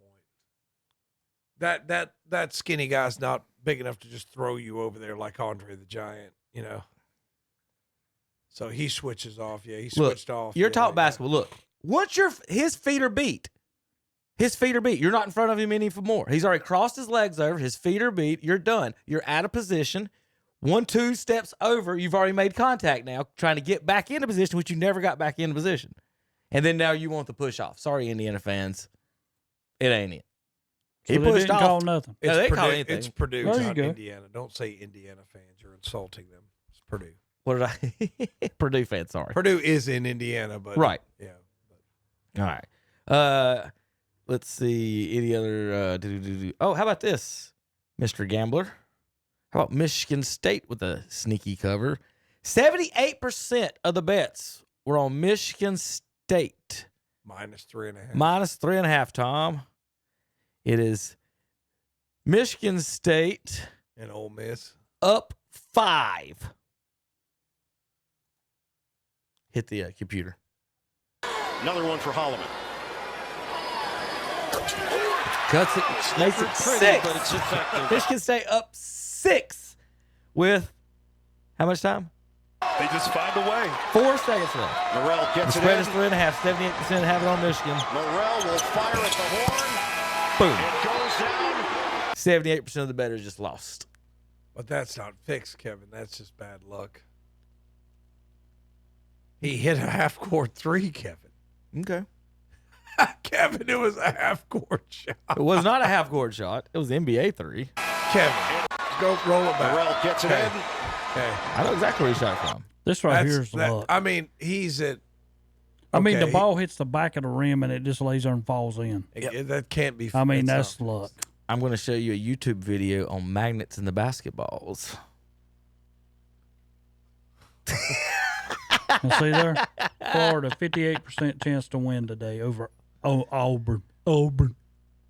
Terry, at any point in the last But there it is. couple weeks, have we took any advice There that you go. you've said would have worked out well for us? Mine was right last week. People asked me, they said, what do you think? And I said, Duke's length would stop Alabama, and it did. Alabama couldn't get a 3 shot. They blew the doors off him, man, in the second half. I watched first half. I'll tell you what, that Cooper Flag's good, man.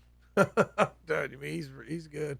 And they got a couple other they got a couple others to go with him, but Flag kind of steals the show. Well, Alabama, the kid for Alabama that had 40 in the last game, I think had 2 points at halftime. So I was like, this ain't going well for them. All right, then. Well, let's pick them. We've got 4:30 today. Like I said, KTC Broadcasting. Game starts at 6. Cover starts at 4:30. Florida and Auburn. $193 for the tickets in both of these in the Alamo Dome.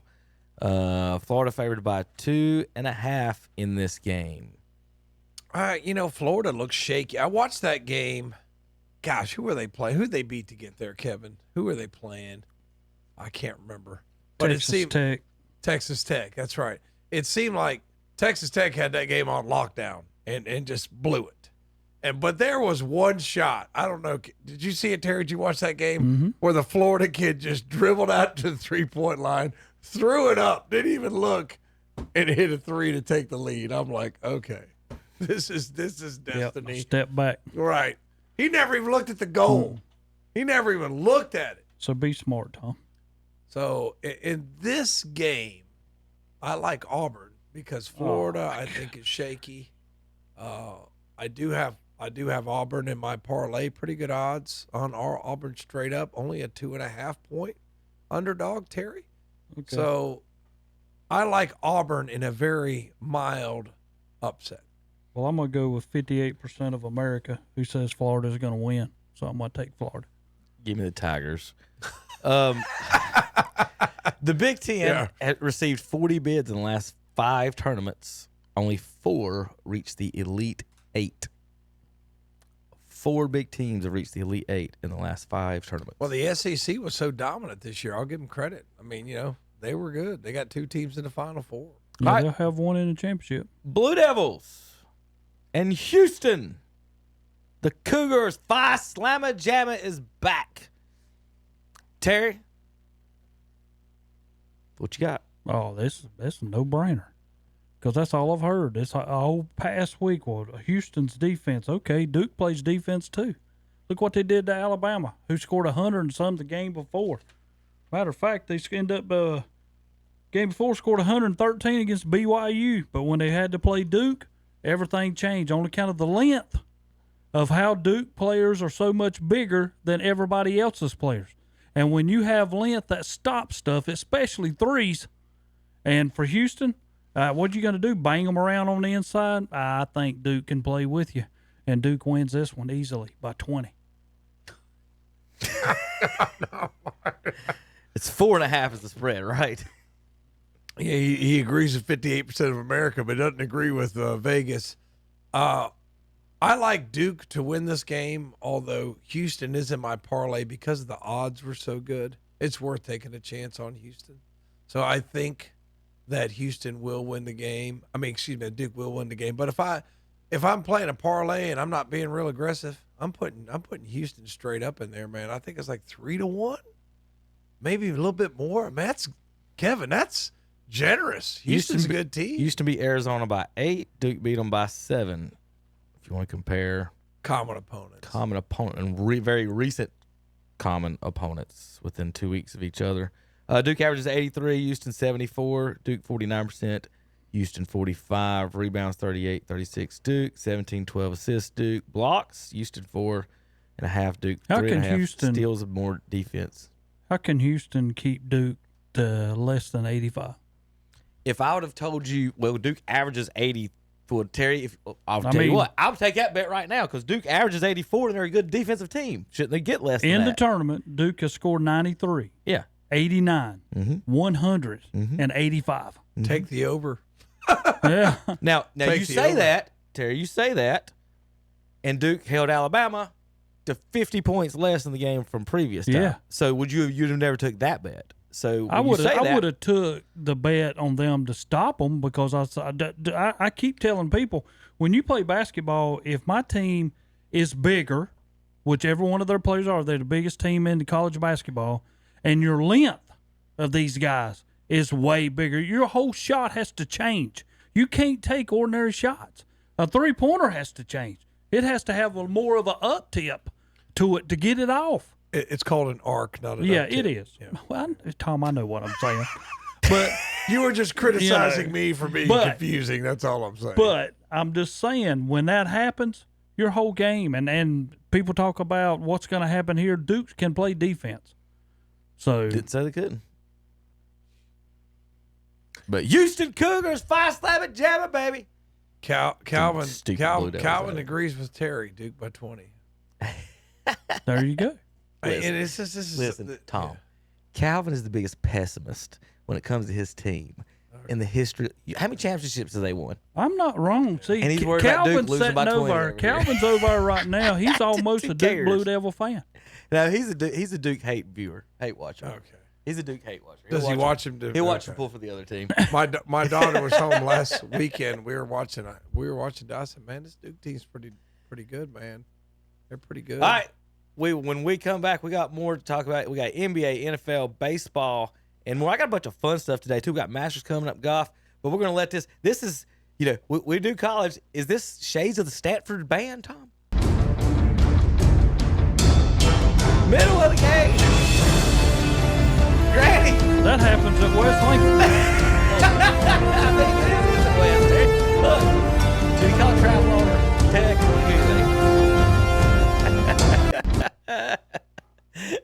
Grandma across the middle of the court, middle of the game. We'll be right back. KTCBroadcasting.com. We have And what's up, Doc? The bunny with the money is back again this year. You could be the winner of a $1,000 shopping spree at one of our local merchants. Register today at the Great Outdoors, Highway 150 East in Cherryville, at Gage Pool and Spa on Union Road in Gastonia, at Cotton Seafood on the Gastonia Highway in Lincolnton, at Bruner's Automotive on East Main Street in Cherryville, at Parker Family Feed on the Carpenter Grove Church Road in Bellwood, at Innovative Pools and Designs on East King Street in Kings Mountain, at the Manatee Mexican Restaurant Restaurant, Highway 150 West in Cherryville, at Parker's Farm Service on Bessie Drive in Kings Mountain, at Honda Motorcycles, Highway 74 Bypass East in Shelby, and at Flooring America on Slater Street in Kings Mountain. The drawing will be held Friday, April 18th, so be sure to register for this year's Bunny with the Money.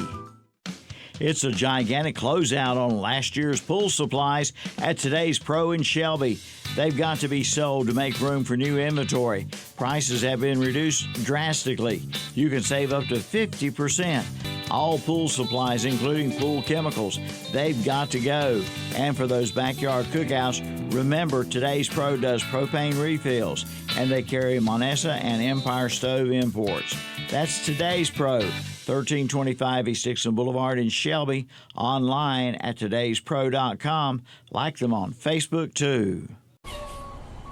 Not one, but two big truckloads of scratch and dented appliances have backed up and unloaded at Hendrick Appliance and Mattress Center in Shelby. Two big truckloads of GE washers, dryers, refrigerators, freezers, and more. And now's the time to buy and save big, big money. Bring your truck and haul away the savings. From Hendrick Appliance and Mattress Center, 1241 East Dixon Boulevard in Shelby. They're on the right going down and on the left coming up. Get up to $3,000 off select Polaris off-road vehicles at Full Throttle Power Sports in Lowell, or get financing as low as 1.99% APR for 36 months. But that's not all. Get up to $1,500 bonus bucks on new Honda Pioneer, Prowler, Talon models, and rev up the new year with the new Slingshot. Get $1,000 customer cash or financing as low as 1.99% for 36 months with no money down at Full Throttle Power Sports. 100 Indian Walk in Lowell. Online at ncfullthrottle.com. For 5 years, Final Plunge Plumbing has won the prestigious Community Choice Award for Gaston County. Final Plunge Plumbing is a full-service plumbing company, including water and sewer main repairs, water heater replacement, with names like Ream, State Select, Renai, and Navion. They provide upfront pricing, so there's no surprises when you get your bill. First-time customers receive 10% discount up to $500. Choose the best. Choose Final Plunge for your next plumbing job. Call 704-860-5589 or find them online at finalplunge.com. And we're back on Saturday Morning Sports Talk with Kevin and the gang. Hey, we were just watching a video that was hilarious. I don't know if they realize that we're back yet, but I mean, I'll keep talking until they realize that we're back. Well, JP, you do got a job. You can at least do that for just a minute. That's right. I enjoyed the video you showed to me. I'm showing all kinds of fun videos and stuff here for Terry. I was dying. And Tom, and we've seen some fun stuff here today. Having a little fun here with KTC Broadcasting. If you are listening to the radio show, believe it or not, this is live on YouTube. You can tune in every Saturday and check us out, talk to us, and win some tickets and other stuff. I'm sorry, I was laughing at some of the comments and on some of these things that we've got going on here on our Twitter feed. You follow us at KTC Broadcasting, also on our Facebook. Let's see, Terry, this is we're talking a little basketball here. This is one of the things that I like to talk about when we've talked about before, is why point guards shouldn't be the leading scorer on your team. Isaiah, Magic, and Steph, the only point guards in NBA history to lead their teams in scoring and win a championship in the same season. And this is what we talk about. This is what maybe some will say the best shooter we've ever had. And this is what, when someone say, should he be playing point guard or shooting guard, this is the Allen Iverson thing for these 6'3 guys, 6'2 guys. You know, they shoot so much, but should they be playing point guard? This is what the type of work you have to do as a point guard, and why I say you probably shouldn't be the best scorer, shouldn't be the point guard, Tom. So, like, you know, you dribbling up, you got guard here. Pressure. Double team. Pressure. Now, someone else holding the ball. Now, you got your best scorer passes the ball off to Draymond over in the corner. As opposed to someone, not saying Draymond, but a point guard, say Aaron McKee, like when he was in Philadelphia, looking for Steph coming off for that shot. And that's a lot of things that we get to. Like, you're using a lot of energy just running the offense as opposed to being the leading scorer. And I remember Derrick Rose one time, one of his comments, Terry, that it made me not a fan of him. He's a good basketball player. Don't think of that.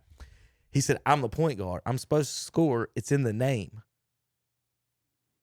So that's what some people believe. Yeah, because the word point is in it. They're supposed to score points, not that they're supposed to lead from the point of attack. Is what it is.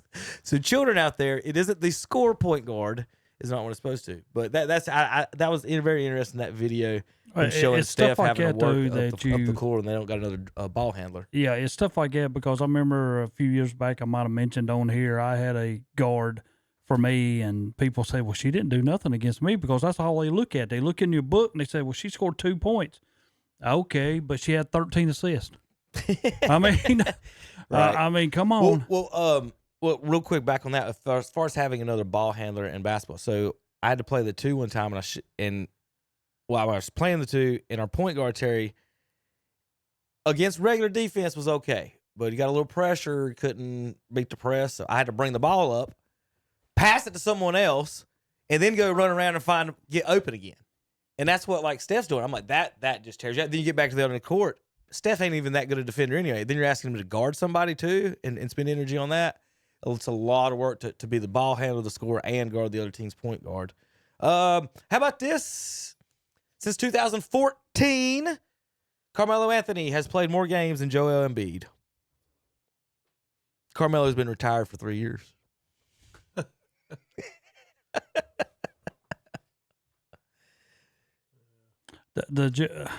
Joel just... How would you take him as a player though now?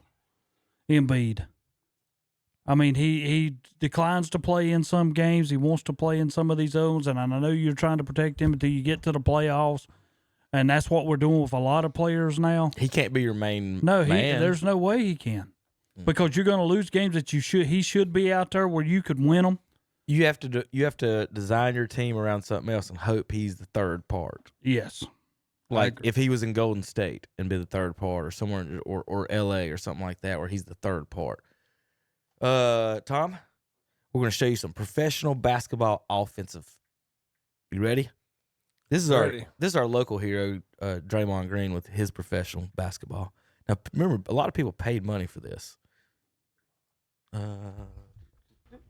We'll get the volume going. Well, anytime you get a generational type 25, 26-year-old like Luka Doncic, I mean, you're going to be playing for years to come with him. But I'm the new addition. What a move. So you got this move. Luka Doncic, I mean, he walked. Then he airballed it. The airballed a floater. Then let's see. I got some more fun basketball. There was some bloopers this week. Where was I got one from the WNBA. This is a good one. I do know I have that one. And remember, they're going to go on strike if they don't get paid. So you got to remember that one too, Tom. So here's a highlight from action from this. This is as good as it gets, huh? Off the Let's backboard. just watch this entire sequence. Out for 3. Air ball. Now the other team's going to give it a go, Tom. Let's see how they do. Over to the right. Drives. Another air ball. We saw 3 shots so far. We got 2 air balls at a backboard.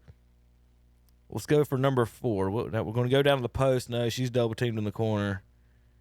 And she's going to turn it over. And then the white team's going to go back the other side, and they're going to turn it over. So 5 possessions. We saw 2 air balls, a backboard, and 2 turnovers. All within that's 46 seconds of basketball. They're going on strike, Terry. It don't matter. You know, but going on strike. We also have thrown the NBA on here with their basketball too. I did just show you that one. Yeah, that's what I was saying. I did. Yeah, you just missed Draymond. You put your head down with showing them, Tom, didn't he? Draymond, he's okay. All right, I got to highlight one of the greatest dunks in finals history.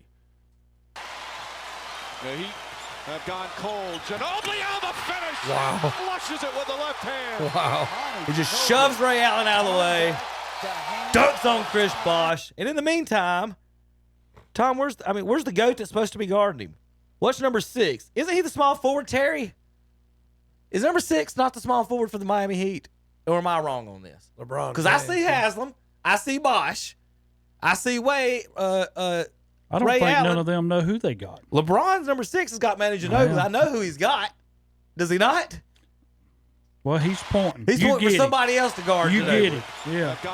Cole, Ginobili on the finish. And then everybody else got it. Launches it with the left hand.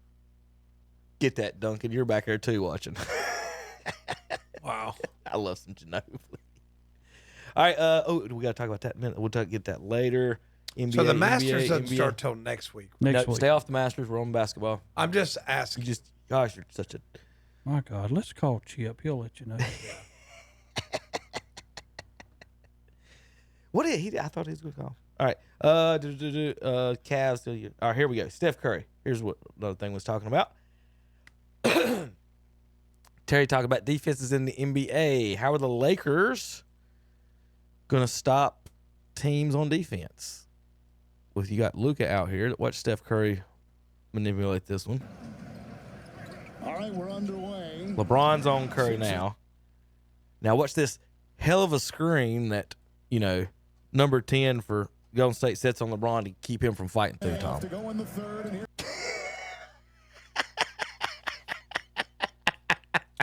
It's a joke, isn't it? Again, It's a joke. I want you to actually watch LeBron's defense on this whole play. This is supposed to be a Steph highlight. Watch LeBron's defense on this whole play. We're going to back off our man. We lose our man. Head to the basket. Terry, where's your back of your head supposed to be? To the basketball? Is that not fundamental 101? I don't know what to say. All right. We do a fake deny. Then we let him catch the ball. Right? He takes 2 dribbles. He don't get screened and switches. Here comes Curry. Now his man has snuck down to the block.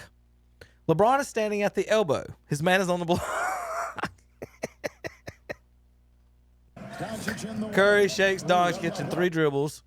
Then does a floater right in LeBron's face.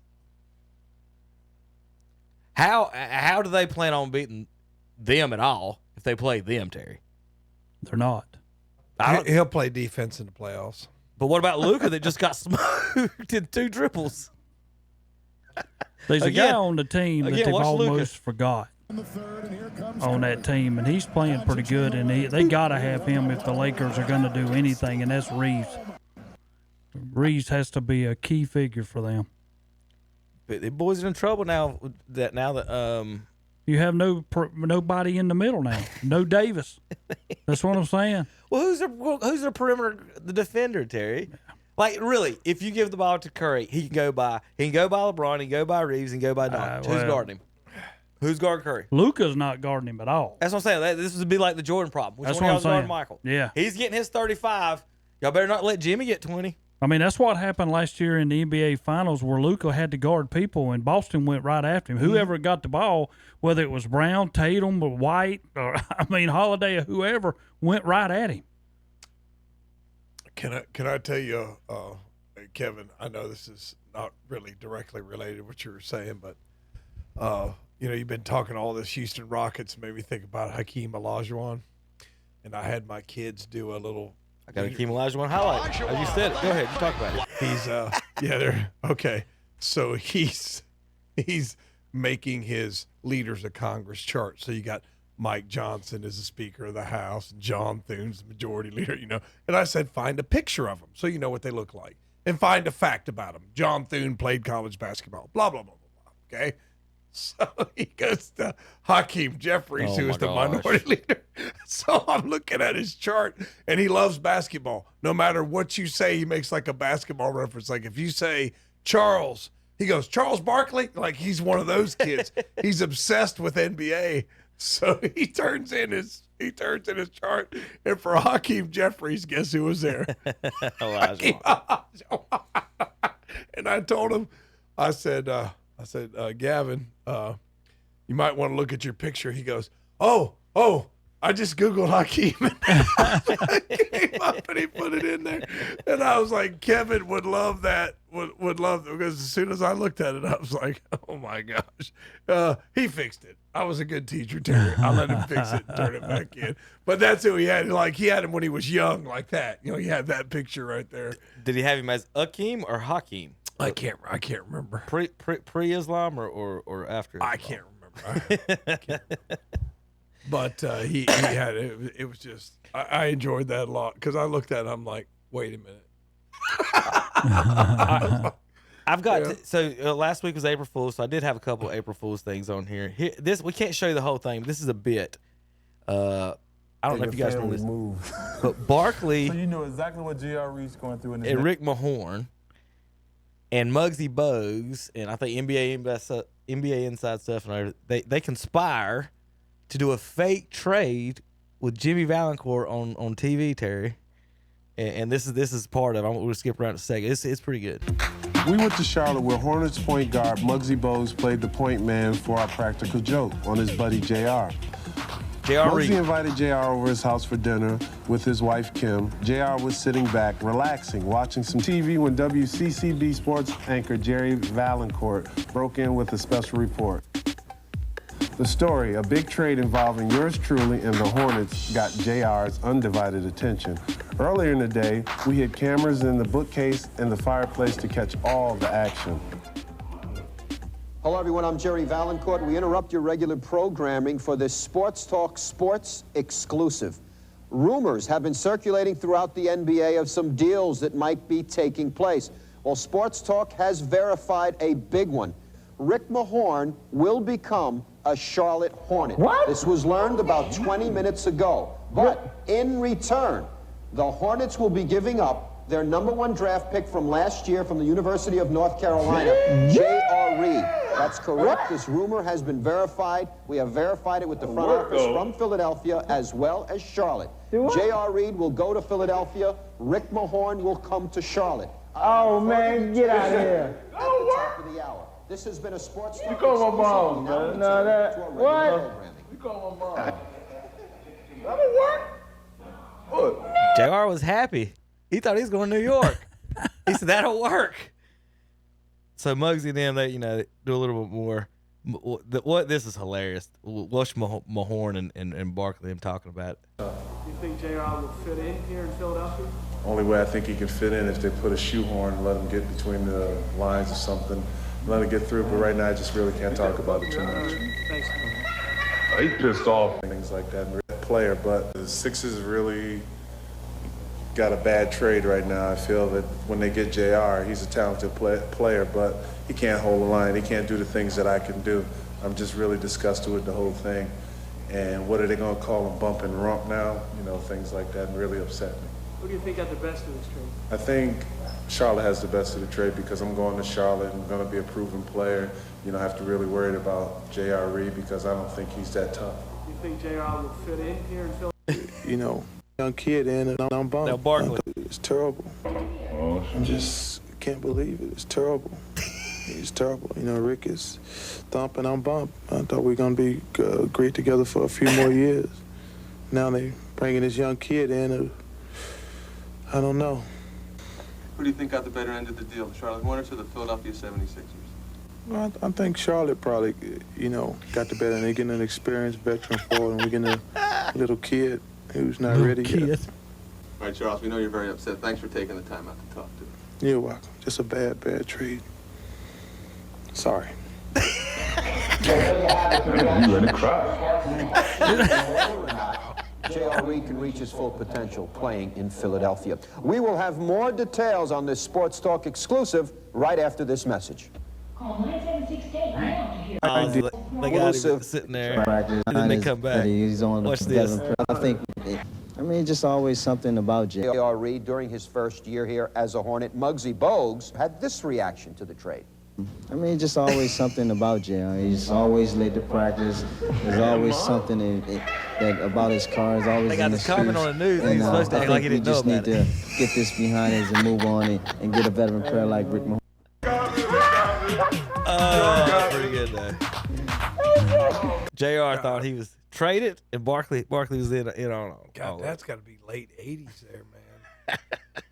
When did JR was 89 was it when it wasn't when he was drafted? 89 or 90, somewhere in that range. It was one of those. Yeah, Tom, I remember it because they announced the draft pick during a Legion game up here at Cherville, and I was like 6 or 7, and the crowd went crazy because the Hornets were getting J.R. Reed. He's a Tar Heel, so that was actually a really, really big announcement. And that's when back I remember J.R. Reed left a year early. Oh yeah, and that was a big deal. Oh, he's leaving a year early. Oh my goodness, All right, let's switch over. How many more breaks do I got, JP? Give me a number. Okay, we're gonna switch over from that to let's do. You want baseball or football, Tom? Let's do football, and then we'll do golf and baseball to end it. Okay. All right. So we're gonna go over to some football right now. As we switch over, I gotta find my news and fun stats on football. Oh yeah, Tom. Otto Graham has now the most championships in NFL history. Did you see the announcement? They recalculated it. The NFL includes stats now from 1946 to 1949, the All-American Football Conference in the official records. This means the Cleveland Browns now have more titles than the Pittsburgh Steelers. Wow. I saw a meme on... There you go, Tommy. There's Otto. Yeah. That's Tom Brady, by the way. His 7 championships. Oh, my gosh. Otto Graham in a leather helmet. That's awesome. Well, means the Browns were the first team to finish with an unbeaten and untied season as well. Browns went 15-0 for their 3rd title in a row, 5 straight championships between 46 and 50. Yeah, they used to dominate back, post World War II. So it's kind of most of those fans are dead. So most fans are like me that are just the modern miserable. What are they doing now, fans? I'm glad they got fans, Tom. Because, shut up. Had to get your Travis Hunter jerseys on, boys. I'm telling you. You know what, Kevin? I was a fan of Abdul Carter. And then, I thought about what you said and getting the lockdown corner, getting somebody who could play 10 snaps on offense, getting a very versatile player who's going to be a starter and immediately contribute versus Cam Ward. I don't know. A lot of people have fallen in love with Cam Ward, but it may be because he's the only girl left at the club at 2 a.m. You know what I mean? It's because there's not really a lot of quarterbacks in this draft. We had, as we went, Dallas Cowboys, Terry, Tom, had Kevin Smith was our number 1 corner. Larry Brown was our number 2 corner. Larry Brown wins the MVP of the Super Bowl for getting 2 picks in the 2nd Super Bowl. Yep. He leaves. We still have our number 1 corner. What did we do?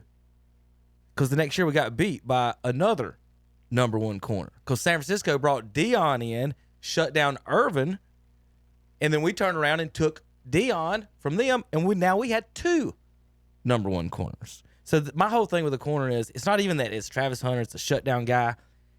And this is me being a DB's guy. You're throwing 3, 4, 5 wide receivers after every play. I can scheme away from a defensive end if I have to. If he doesn't get a sack this play or he doesn't make a tackle this play, he falls down this play. Does the other team score a touchdown? Maybe, maybe not. But if that corner falls down this touchdown, it falls down this play, it's touchdown. He has to be perfect every play. And I'll take that guy that has to be perfect every play. That's why I was leaning towards. Yeah, I mean, DBs. I just hope if I could be an Andrew Berry whisperer, just take Travis Hunter. Real quick, but if I'm Tennessee, I'm taking it. Yeah, Terry. And this is my hypothesis. Cowboys ain't won because they ain't replaced Darren Woodson. Maybe. Who's their Roy Williams is their best safety since Darren Woodson. He couldn't guard anybody in this room. He could tackle anybody. But who's our best safety since Darren Woodson? Can you name? I can't. We got that the dude from Seattle for 2 or 3 years when he was in his 30s. But other than that, name one safety that picked off a pass in the past 25 years for the Dallas Cowboys. I don't know if I can. I'm sure not name Roy That's Williams. A good question. Thank you. So I'm saying, you never replaced what should be a Hall of Fame safety running the DB. Everybody talks about Dion. He won 1 championship with them. That safety won 3 with Kevin Smith and Larry Brown and the rest of them out there. And Dallas and never he's still him. not in the Hall of Fame. It's the stupidest thing ever. What they say that Cleveland's playing mind games with Tennessee by bringing in Ward for a private workout. So we're trying to make you think we might draft him, so you better draft him so we don't. So I mean, it's just one of those. It's just one of those things. I just hope just now if Hunter's not on the board, because who are you taking number 1 overall in this draft, Kevin? I'm taking Travis Hunter, right? He's the best player in this draft, right? Carter. Who else would you take? Offensive tackle. I know there's a good offensive tackle, and it seemed like they're talking about one going in the top. No, it's a quarterback or Hunter for me. Well, you've always been against quarterbacks number 1 overall. No, you've not number always 1. been number 2, 3, 4, 5, 6, and 7. But it's Cam Ward. That's why I'm saying I don't know. I've never seen him play enough to. I'm sure that Cowboys got a new quarterback this week. Who'd they get? Joe Milton. No, I didn't know that. Just traded for him. Is Lance still on the team too? Yeah, he's still part of the Right now, the only quarterback on the Cleveland Browns roster is Kenny Pickett. Tom, I've got good news for you, or more news. I know I like that. This one word. So let me think, Tom. Y'all come up to pick, and Hunter's out there to pick. You get him, or Carter's out there to pick, and you're going to take Hunter. Yeah, I probably not, especially because since Carter can be another Parsons. Yeah, but you've already signed Myles Garrett. Yeah, Hunter's definitely the pick. You've already signed Myles Garrett, and you got Denzel Ward when he's healthy. He's why best. Why wouldn't I want to put somebody on the other side to help him? Our defense. Did I not just talk for 2 minutes trying to explain that? Terry? I know what you're saying, but I'm still. But Terry, I also see Terry. Who's the defensive end opposite of Charles Haley? I mean, you know what I'm saying. I'm not going to get an answer. Name the defensive ends for Dallas in the 3 Super Bowls, Terry. Not name Charles Haley. Name me one more. They won 3. Yes, it is the point. You're talking about drafting somebody that's going to be a no-name player versus Deion Sanders. Carter is a name player. Yeah, he's already injured. He's still a name player. He ain't made a tackle in the NFL yet. See, but what Terry's saying to give, it's hard to you got to kind of flesh out what he's trying to say. But if you now have to double Myles Garrett and Abdul Carter, is Abdul Carter going to be good enough to be doubled every play, though, Kevin? See, that's another question. Are you going to have to double him? You're going to double Myles Garrett. You might triple Myles Garrett. Are you going to double this kid, too? If the guy's wide open running down the sideline, who cares? Well, if I'm the quarterback, you let him free. Let him free. If you ain't got nobody guarding the DB, whoop-de-doo.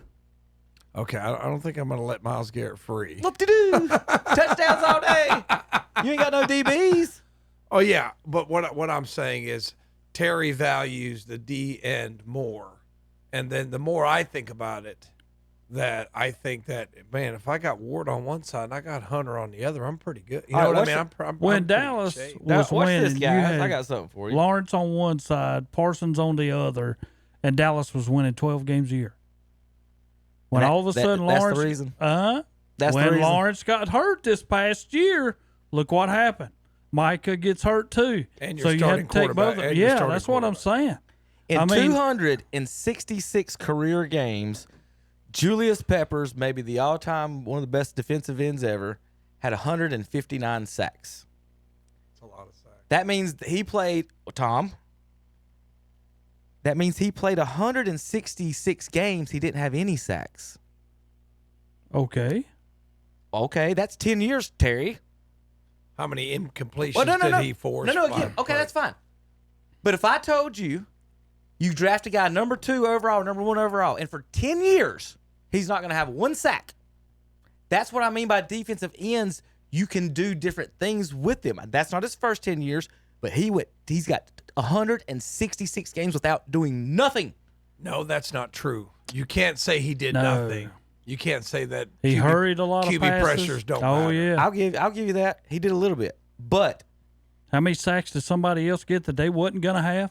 Terry, I mean, that's 10 years of no sacks. But 10 years. If he's double teamed and somebody else gets a sack, that's just Kevin. He played 17. What I'm saying though, guys, y'all are worried about blocking a guy, and I'm worried about the guy guarding the guy who's going to catch the touchdown. Guard that guy. See, but he does this. This is the way he presents his facts. Like he just presents, he only had these many sacks, so he assumes that if he did not have a sack, he did nothing. In Dallas, it's not true. Dallas and San Francisco both had Deion. Both of them was secure on one side, where your safety could move over to the other side and help. But that other side that's where the passes were going, or to the tight end over the middle. So they still stuff there. You might shut down that over there, but I guarantee Carter's going to make more of a difference for that team. Who was the defensive ends than on the you 94 think. 49ers, Especially Terry? with Garrett on one side. I mean, you know what I'm saying? Who's the defensive ends for the 94 49ers? That's all I got to say. Who are the I'm not two? going to say no more. Kevin, who are the two cornerbacks? For who? The 49ers? Mm-hmm. The 94? Deion Sanders, and who else? Merton Hanks was your safety. So I give him credit. Who's the other corner? Dana Stubblefield was on their line. He doesn't know. Ken Norton Jr. was their middle linebacker. Yeah, that's right. Well, at least you do know a lot of the defensive players. Yeah. But I'll say this, Kevin. I agree with you on the corners. I disagree I think you're devaluing the DN too much. Defensive ends take plays off and don't even play. How many corners walk over on the sideline and sit down for a minute while Jerry Rice is running out there? Have you ever seen that? Once. Julius Peppers is famous for taking plays off. They rotate. They'll also, Terry, if it's a run play, the other opposite end, what does the defensive end usually do? Stand there. It's on some. Thank you. I'm on some. Julius Peppers stood there for 10 years. Yeah, and he's the best. Terry, that being said, does a corner get the piss beat out of him? Double team the three previous plays. And so here's what I keep going back to. Well, why you don't care? Because you're not getting beat up. Not to be. That corner's not getting beat up every play. The best athletes in the world are cornerbacks. You take Michael Parsons. That is true. That I'm not going to say it's not. And who's I the agree only with other that. guy I'm taking. I just don't many... agree. I don't agree with the complete discount. What, Terry? I'm trying to figure out, because when we say Carter is almost another Michael Parsons, and then we start putting them together, thinking of who's had the most sacks in a 4 or 5 year company, only Reggie White. So there's a big difference you already saying. If Carter is another Parsons, why would you not take him? But you why don't are you going to take a corner? You don't know if you he don't is. know that. That's right. But you don't know whether why do Hunter. You take, okay. You don't know whether Hunter's going to be a number one stop on the corner. Terry, this was his first year at DN. Am I wrong? I thought they had him at linebacker, and they moved him to DN this year. I think it was his first year at DN. Who? Parsons. Parsons moves everywhere. Yeah, he's played everywhere. He's kind of played everywhere. Yeah, he's kind of played everywhere. Yeah, they can move him in any I don't know, position. man. I don't know. I think Parsons is a good player. If they pick him, I'm not going to be upset. But I don't think you're going to lose either way. I don't think you're going to lose either way. But I like Hunter, and you're talking about butts and seats. You know what I mean? We're talking about jerseys. I think that excitement. Who needs some excitement more than Cleveland? Yeah. Who's going to get the fans excited? The only problem more than I have Hunter? with y'all is at the front, y'all picking. Does Tennessee need a quarterback? Yes, they do. Oh, please, Tennessee. Does Cleveland? Please Cleveland need a quarterback? Yes, they do. Yeah, but I'm not going Cam Ward. I might be wrong. Cam Ward might be a Hall of Famer. I don't know. I mean, I'm not going to sit here and say I know how to evaluate quarterback talent. I'm not.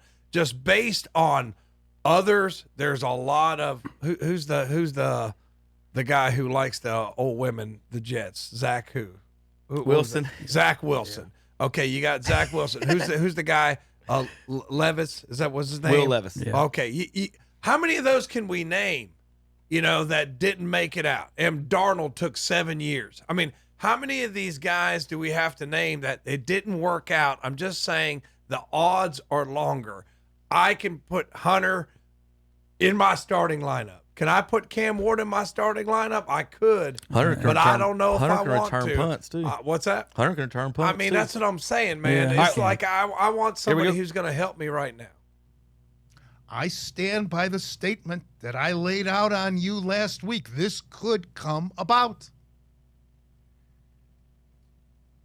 Let me reiterate what I did here originally in case you weren't with us last week. Dallas and Cleveland would make a deal. Cleveland would get Dak Prescott.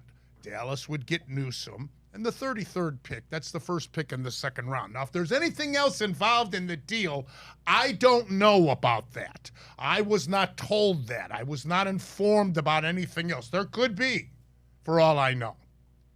It's not the second pick in the draft. The Browns would keep that. So Newsome in the second round pick for Dak Prescott, Tommy. The money won't work.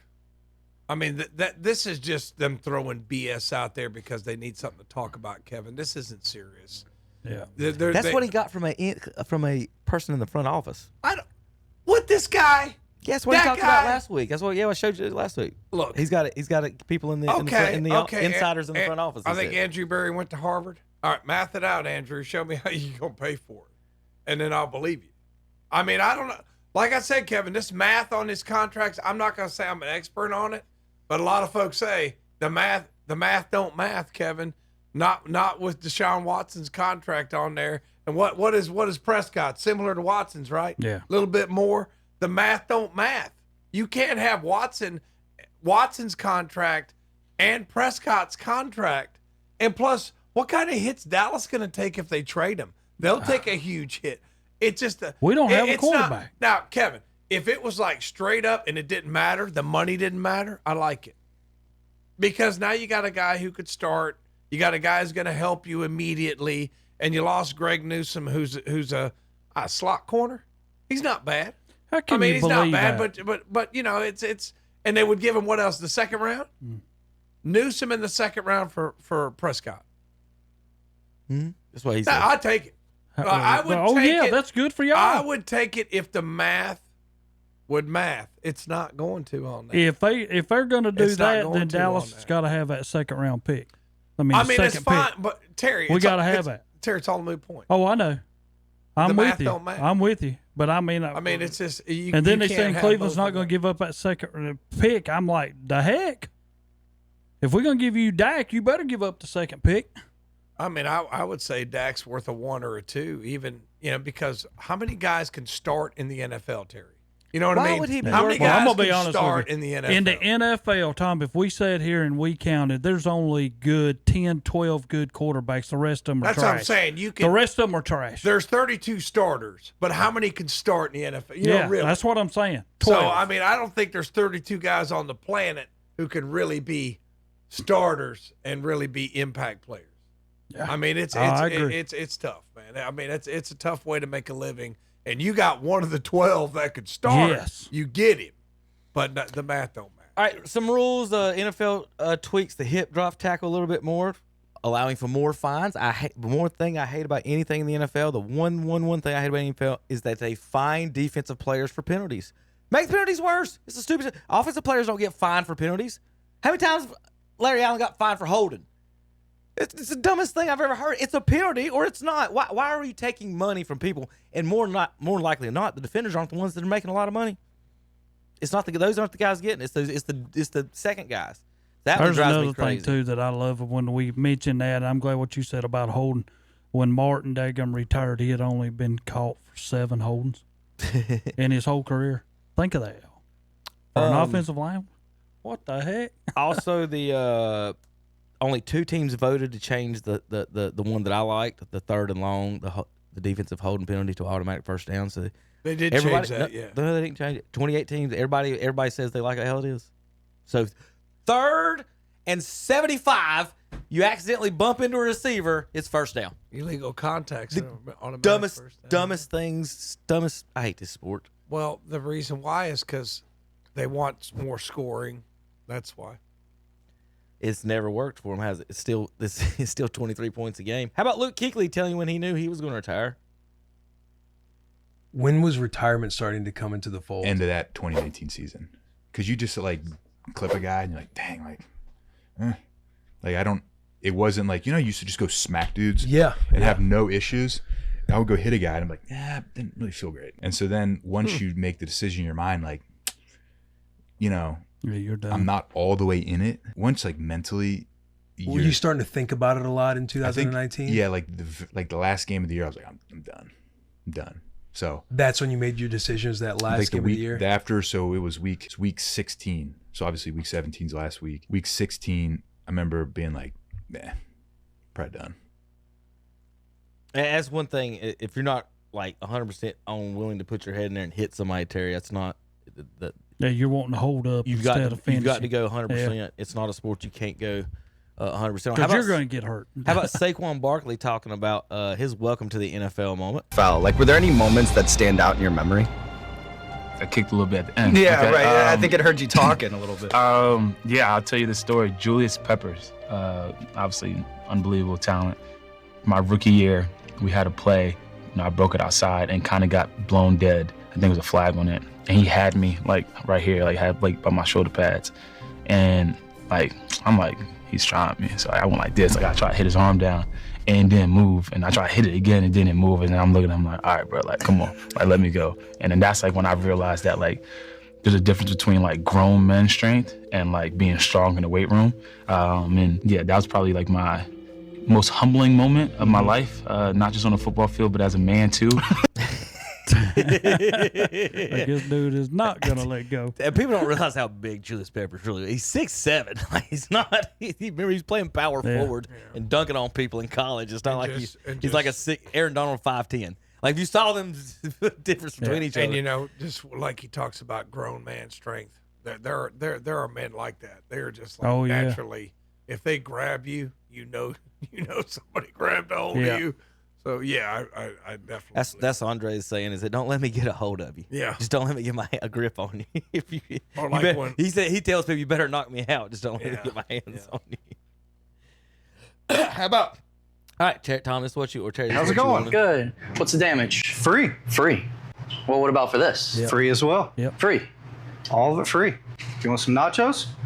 Yeah. Free too. All free. All free. Free. Hot Can I get 50 of these? Yeah. Free. What about a drink? All of it free. Free. Have 2 drinks. Drinks? And all a hot free? dog. Yeah. Hot dog's free too? All free. There you go. Free. Sweet. That's right, Till Nation. This fall in Brooks Stadium, every fan, every game, always free. Free concessions, popcorn, nachos, hot dog, fountain drinks, and water for every fan this fall. Come out to Brooks Stadium, get your tickets now, and cheer on the Shots. Go Shots. Tom, that's where I'm taking my people. Yep. The Chanticleers. I mean, think how much money you just now saving. Yeah, you're going to pay an upcharge maybe a little bit, but not much to offset what you're getting ready to get for free. I wonder if they have to have like a coupon to get something. You have to have an app. Yeah. Yeah. Okay. And you can come back. I read you come back as many times as you want. Sure or whatever. can. But there is an app that's going to keep track of everything and see how much everybody is getting everything. I didn't know it was the chance, or how do you say that? The chance. The chance. It was awful. Fall.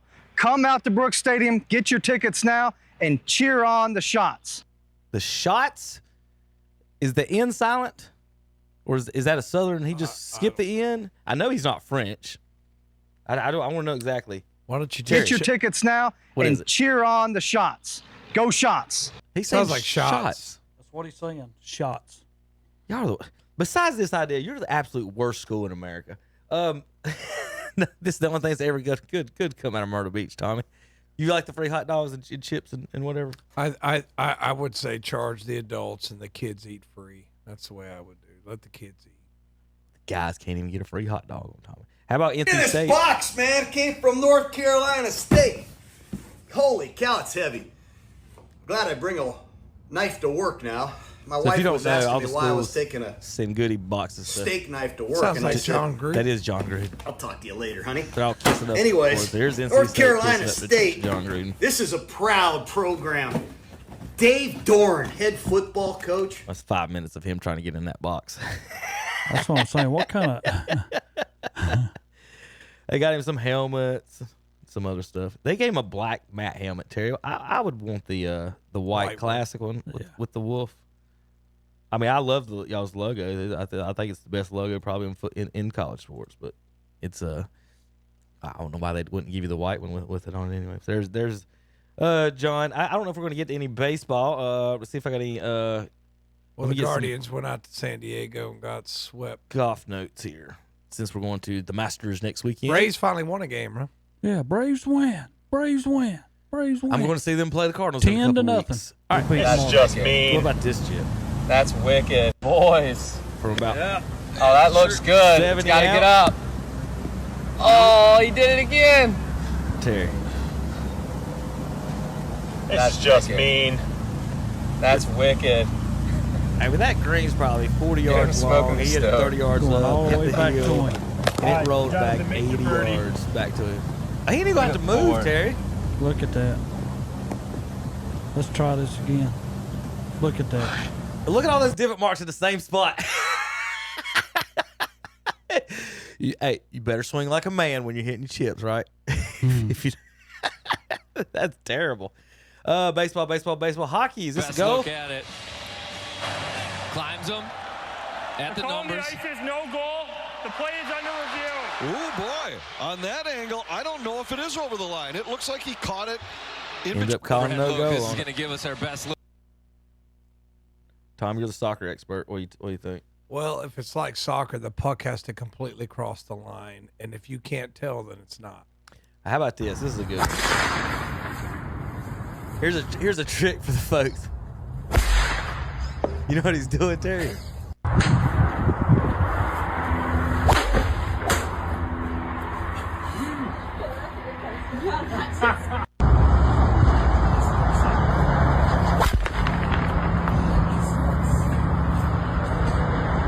He's taking cap guns shots, and he's taping them to the back of his golf balls.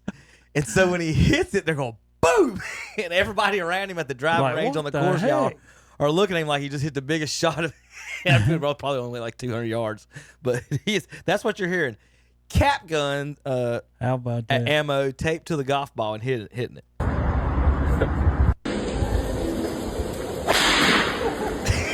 Yeah, them people over there jumping. Like, what the crap? Holy shit. That's when you sneak it in, Terry. When they ain't looking, everybody's still in their car. Let me go up here and I'm run this up here. That's so pop fun. this thing. They still have the old, like... You can buy tape. the exploding golf balls. Is that what you're about to They say? have the old tape where you used to have like one cap. Remember the little paper tape you used to have? All right. Any other news and notes you guys want to bring up or anything? I got a bunch of stuff I never got to. Next Friday we will have KTC broadcasting. I want to say that it's, gosh, is it Burns and Shelby? I have to double check. We will have a broadcast, WOHS broadcast. Cherryville 92.9 will be on a broadcast. So high school baseball next Friday. Most leads are co-leads after one of the first 3 rounds. Honor Palmer, 14, had 4 wins. Jack Nicholas, 13, had 6 wins. Gary Player, 8 leads, 3 wins. Spieth, 8 leads, 1 win. Floyd, 8 leads, 1 win. Rustin Rose, 7 leads, no wins. Sam Snead, 6 leads, 3 wins. And the greatest front runner of all time and never come back until they fixed it for him and the guy hit 9 balls in the water, Tom, Tiger Woods. Every time he ever had a lead, he's only had a lead in 5 rounds, and he won all 5 rounds. Wow. The greatness of Tiger only had a lead 5 rounds. That was after 5 third rounds. Never led after first, second, none. Go ahead, Terry. All I was going to do is say in the Central Time, we're back to what we had last year at the end of the season. Tigers, Guardians, and Royals are all 3-4, all at the top of the American League Central. They're all terrible. Yeah, they're not good. And again, for the people, the Braves did beat the Marlins last night 10-0 to get their first victory. What's their record now? 5.5, 1-7. Keep it as long as they don't start winning when I get down there to watch the Cardinals win. That's when they'll win 3 straight. Well, they said anybody who started 0-7 has never made the playoffs. Watch this though. The Braves at 0-7 have a 33% chance to win the division. I know, but think the of that. Padres at 7-0 only have a 5% chance of winning their division. Well, if they play the Guardians more, they're Is that not crazy? Yeah. 0-7, 33% chance to win it. 0-7, 5%. Well, we're going to find out because they said when they were 0-7, nobody's never made the playoffs. All right, Terry, we didn't say it. Who's your national champion Sunday night? Monday night. Oh, Monday night, Duke Blue Devils. Tommy. Houston for me. I got Auburn there, and I'll let Charles Barkley celebrate national championship on TV. And then you took Duke, Houston. But you're saying Houston. All right, pick for the Masters. Anybody? Pick for the Masters. Ooh, I'm gonna go back with Scheffler. I think he'll win it. Dark horse, Tommy Fleetwood. I am going to go with. Sometimes pressure gets to you. So you got to be somebody who can play under pressure. Go with Tiger. John Rahm for the championship. We'll see you guys next week. All right. KTCBroadcasting.com. Back Road Pickers in Falston. And now